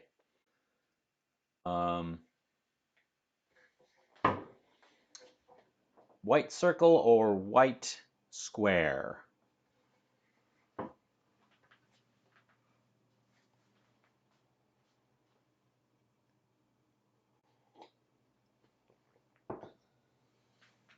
Felix votes for square.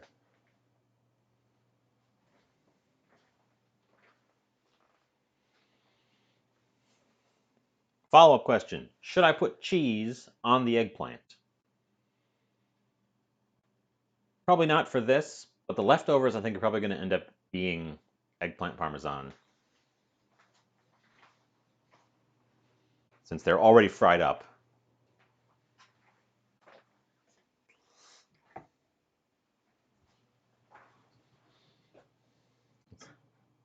Get that out of the way. That has to live there while the camera is on, or else the camera is sad.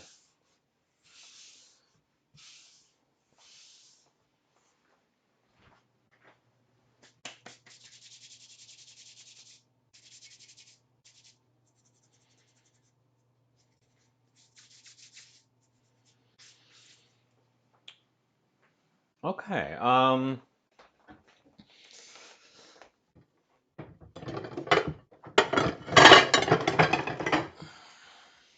Square plate. I'm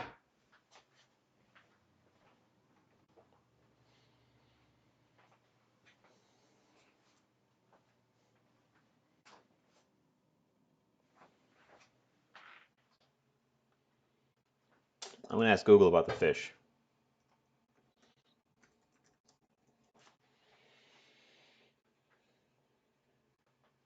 Baked salmon belly, 13 minutes. It's been in there longer than that. But what temperature do they do it at?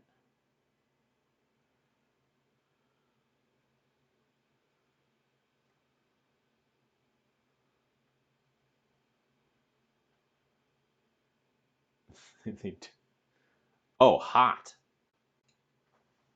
Okay, well.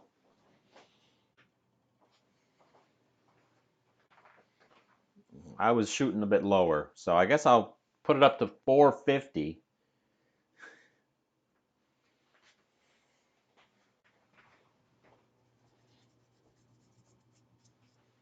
wonder if you can make bacon out of salmon. We should try that. We should try that.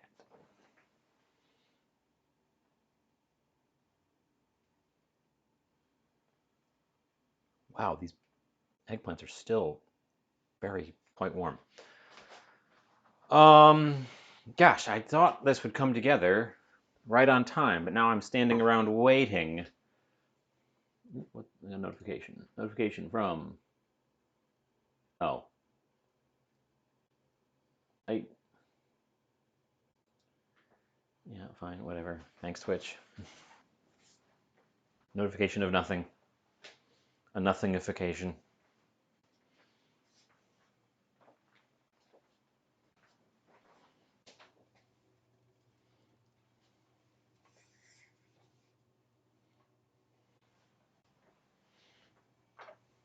Taste the sauce again.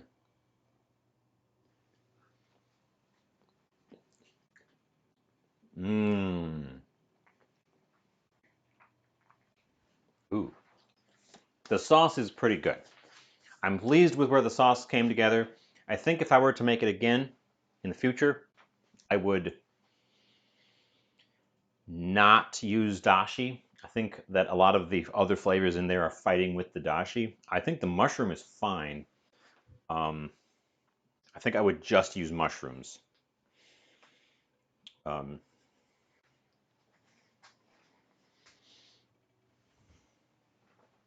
I think the dashi is what's doing the most fighting in there, and you really have to kind of wrangle it.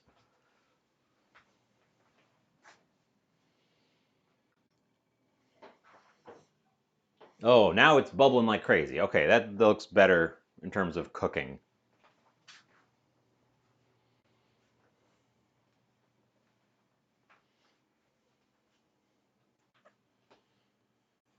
So it should be out momentarily.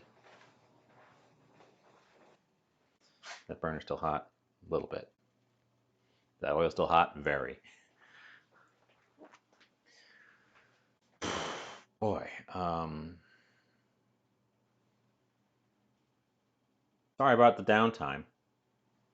I misjudged. I'll concoct a side salad while I'm waiting, while I'm standing around doing nothing, before everyone heads for the hills. I've got these romaine hearts that just have to get used up or they'll go off.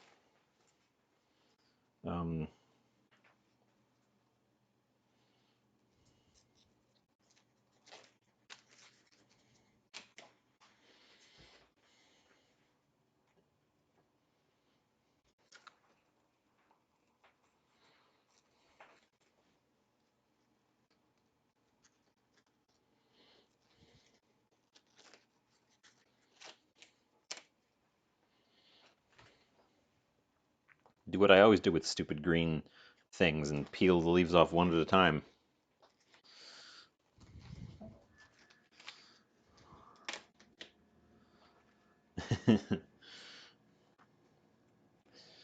Lettuce is a waste of time. Also, this lettuce is a little bit under the weather from having me call it a waste of time for a week. It can be decorative on the plate, though. I'm sure they're still crunchy in the middle.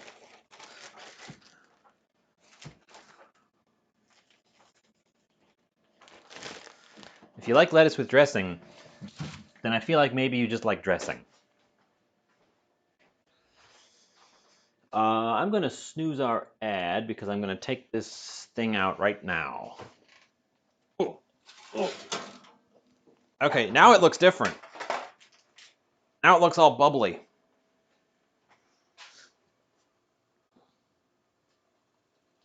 It's still a lot squishier than I'm expecting.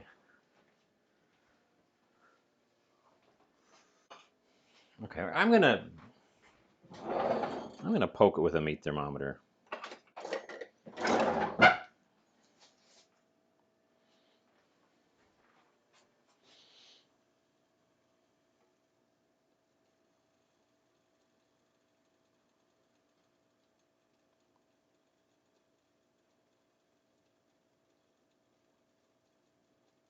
It's really hot inside. It's got to be done. It's got to be done because it's super hot inside, but it feels so squishy still. So I don't know what the heck's going on with the squishiness. Something with what I've done to it has caused it to be extra squishy. Honestly, I probably should have taken its temperature last time I took it out. I just thought I'm used to the texture being a good indicator for fish, and it really wasn't this time around.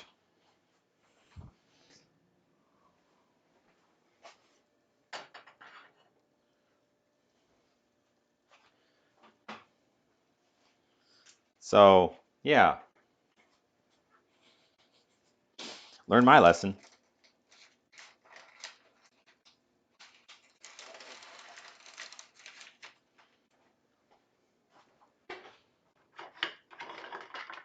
Get it off of there without breaking it. Please.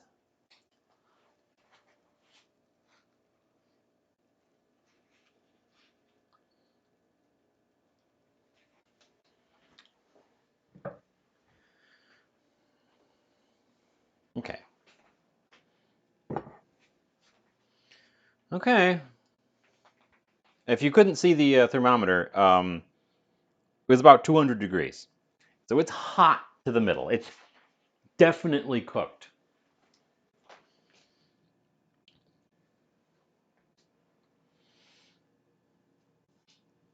Let's grab a couple of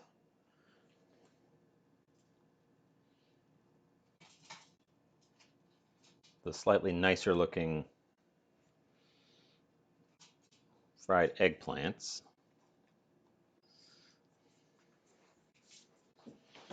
And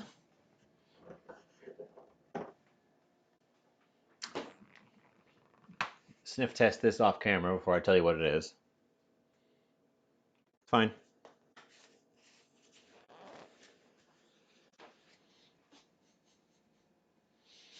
Some not a sponsor brand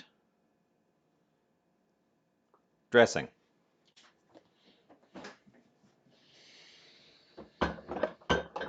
Creamy dressing. Pepper.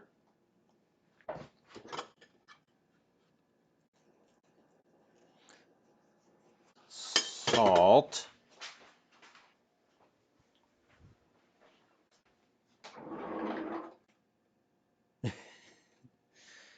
Because lettuce is a waste of time.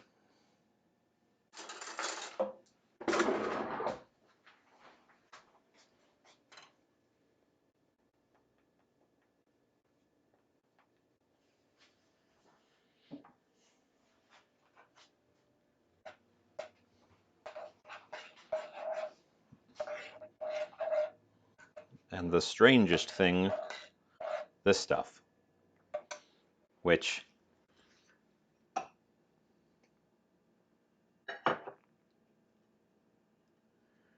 I'm going to make into a dip right there.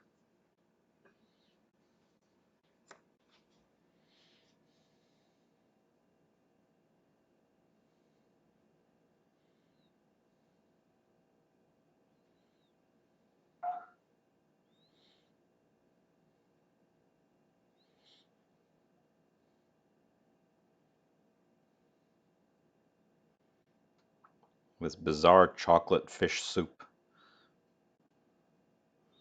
that I'm calling a sauce. When it cools off a little bit, it thickens up and becomes a sauce.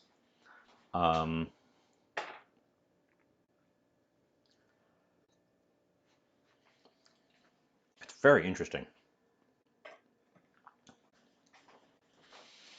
Okay. Well, I promised at the beginning, oops, knocking stuff over. I promised at the beginning an almond chocolate salmon bar.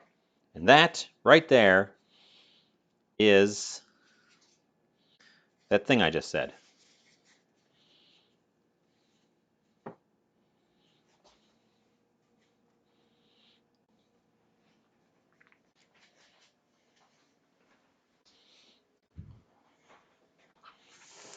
I'm gonna go take some pictures. Good time because the ad's coming up.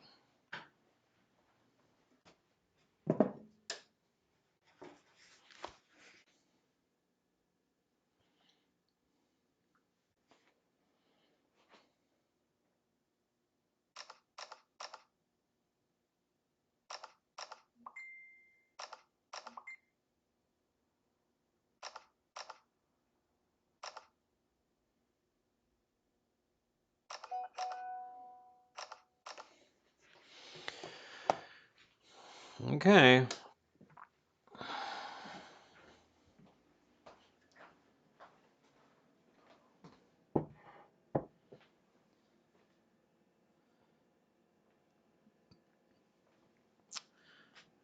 We have a salmon candy bar. I'm going to start by... Oh, I can't even break it open.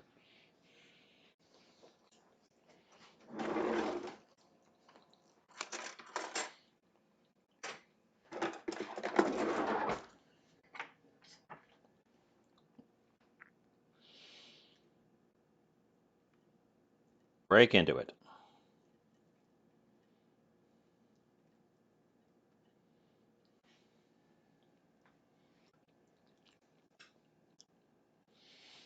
Down the hatch.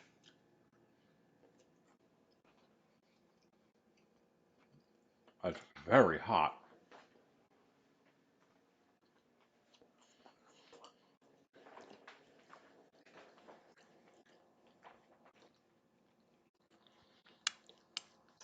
It's got an interesting crunchy texture from the almonds, a nutty flavor. I'm kind of losing the chocolate in it. Tastes a lot like salmon. Gotta be honest. It tastes a lot like salmon.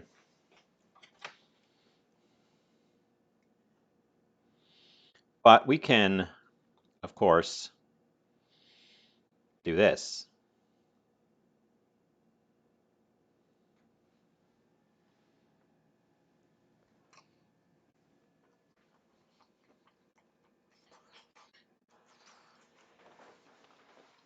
Mmm. Actually, with the sauce and the crunch of the nuts,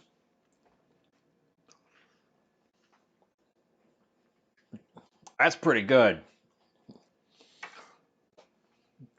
That's pretty good. I think the salmon thing by itself, this stuff needs more.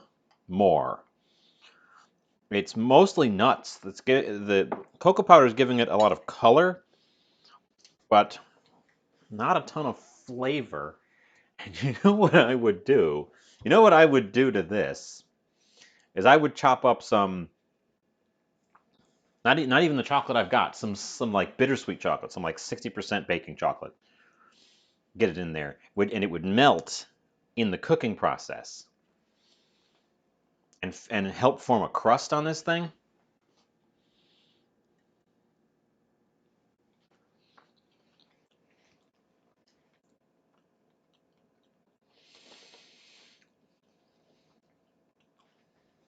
This sauce is bizarre.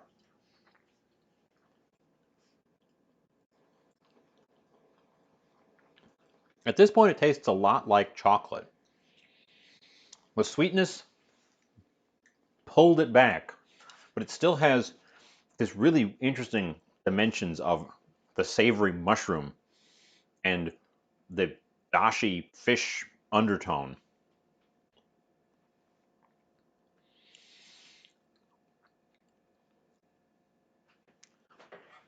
Huh. Fried eggplant is fried eggplant. I didn't even really season these. They're very crunchy.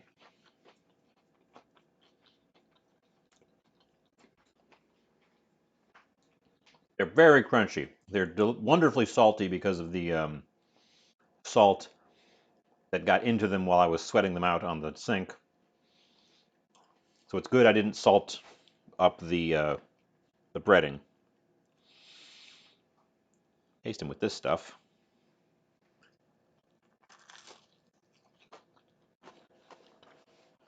Mm.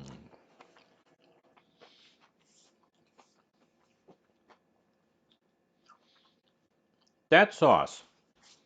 Hold on. I think that sauce might go with everything. I think I might have invented a go with everything sauce.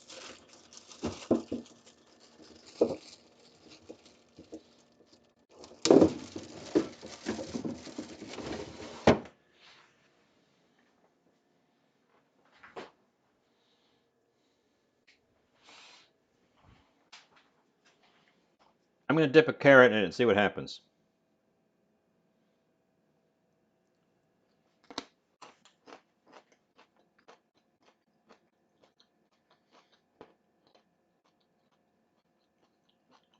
Okay, it doesn't go with carrots. I guess it's not. I guess it's not a goes with everything sauce. Although I don't really like carrots, anyways. So maybe it's the carrots' fault. Well, that's my verdict, I guess. Any questions?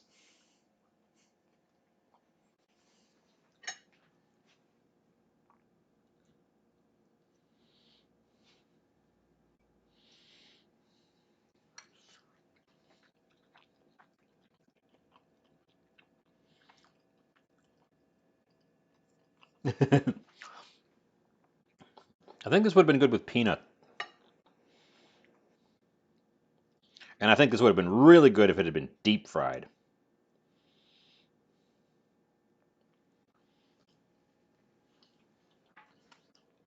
Or even just shallow fried. I think because this piece of fish is so thin, you could hit it really fast with a really hot heat and cook it through and get that outer surface really crusty, really crispy crusty. Would I make it again? Exactly this way? No. I would not make it exactly what I made today again. But I am willing to strike out and experiment in this realm again. I I think this fish is pretty good this way. I don't know how it would work with a bigger chunk. These little thin strips are advantaged by their thinness. I think the crust needs more flavor. So I'm willing to experiment in this realm again. I wouldn't make this exact thing again. And I also wouldn't make this again exactly as is. I really like where this went, but I would leave the dashi out next time. Because I really had to fight with it with the other spices to rein in the dashi. The dashi cut through a lot. Um, and fried eggplant, I would make fried eggplant again because it's delicious.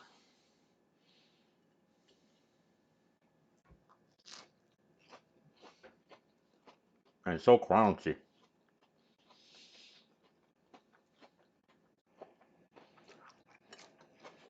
Mm. So,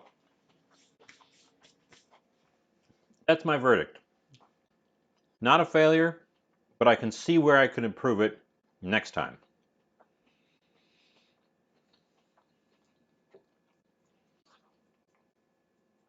It's fish dashi. It's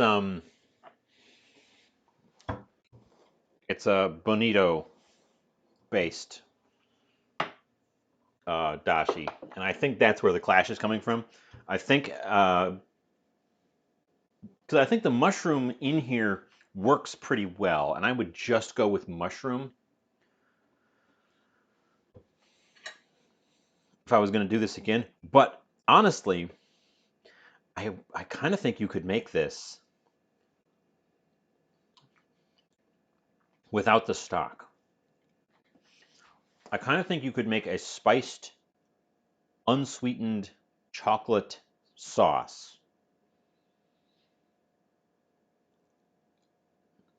which is essentially what a mole is. So I bet you could make a mole, but with a very different spice profile. Because I put allspice, nutmeg, and clove in here, and some black pepper. So we're miles away from a mole profile. Fascinating. Let's taste this lettuce. Let's here in honor of Saizan, who wanted the less dressing. Crunchy.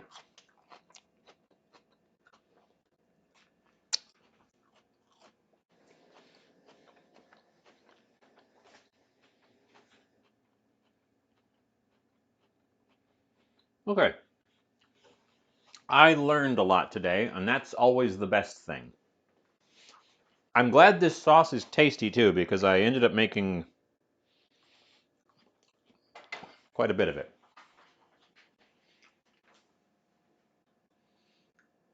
Yeah, so we're gonna wrap us up. We're gonna wrap us up. We're gonna come back up here. We're gonna say hi. How do you do? Um, we're gonna see who's live. A lot of people are live.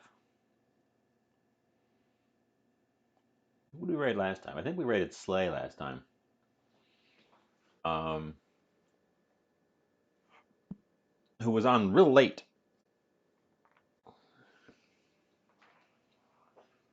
Um, sure, let's go see Slay.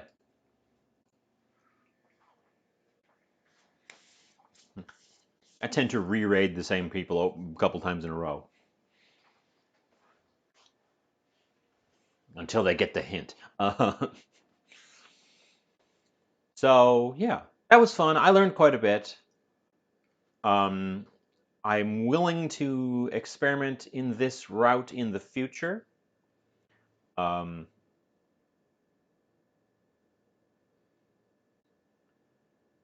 I, th- I don't know. I don't know if I'd serve this to people. As it is right now, I don't know that I'd serve this to guests. I think I would need to refine it. But it's not a complete loss. It just needs tinkering. It definitely has some very good elements to it. And then yes, it's time for me to nom on the noms, and I've got plenty of fried eggplant. I might just I didn't have that light of a lunch. I didn't have a big lunch, so I might just go nuts on those fried eggplants. That's definitely a possibility. Yes, thanks for hanging out. I'll be back. I'm gonna work on this channel this week, so I'm not sure when I'll be back, except definitely Saturday. Bam.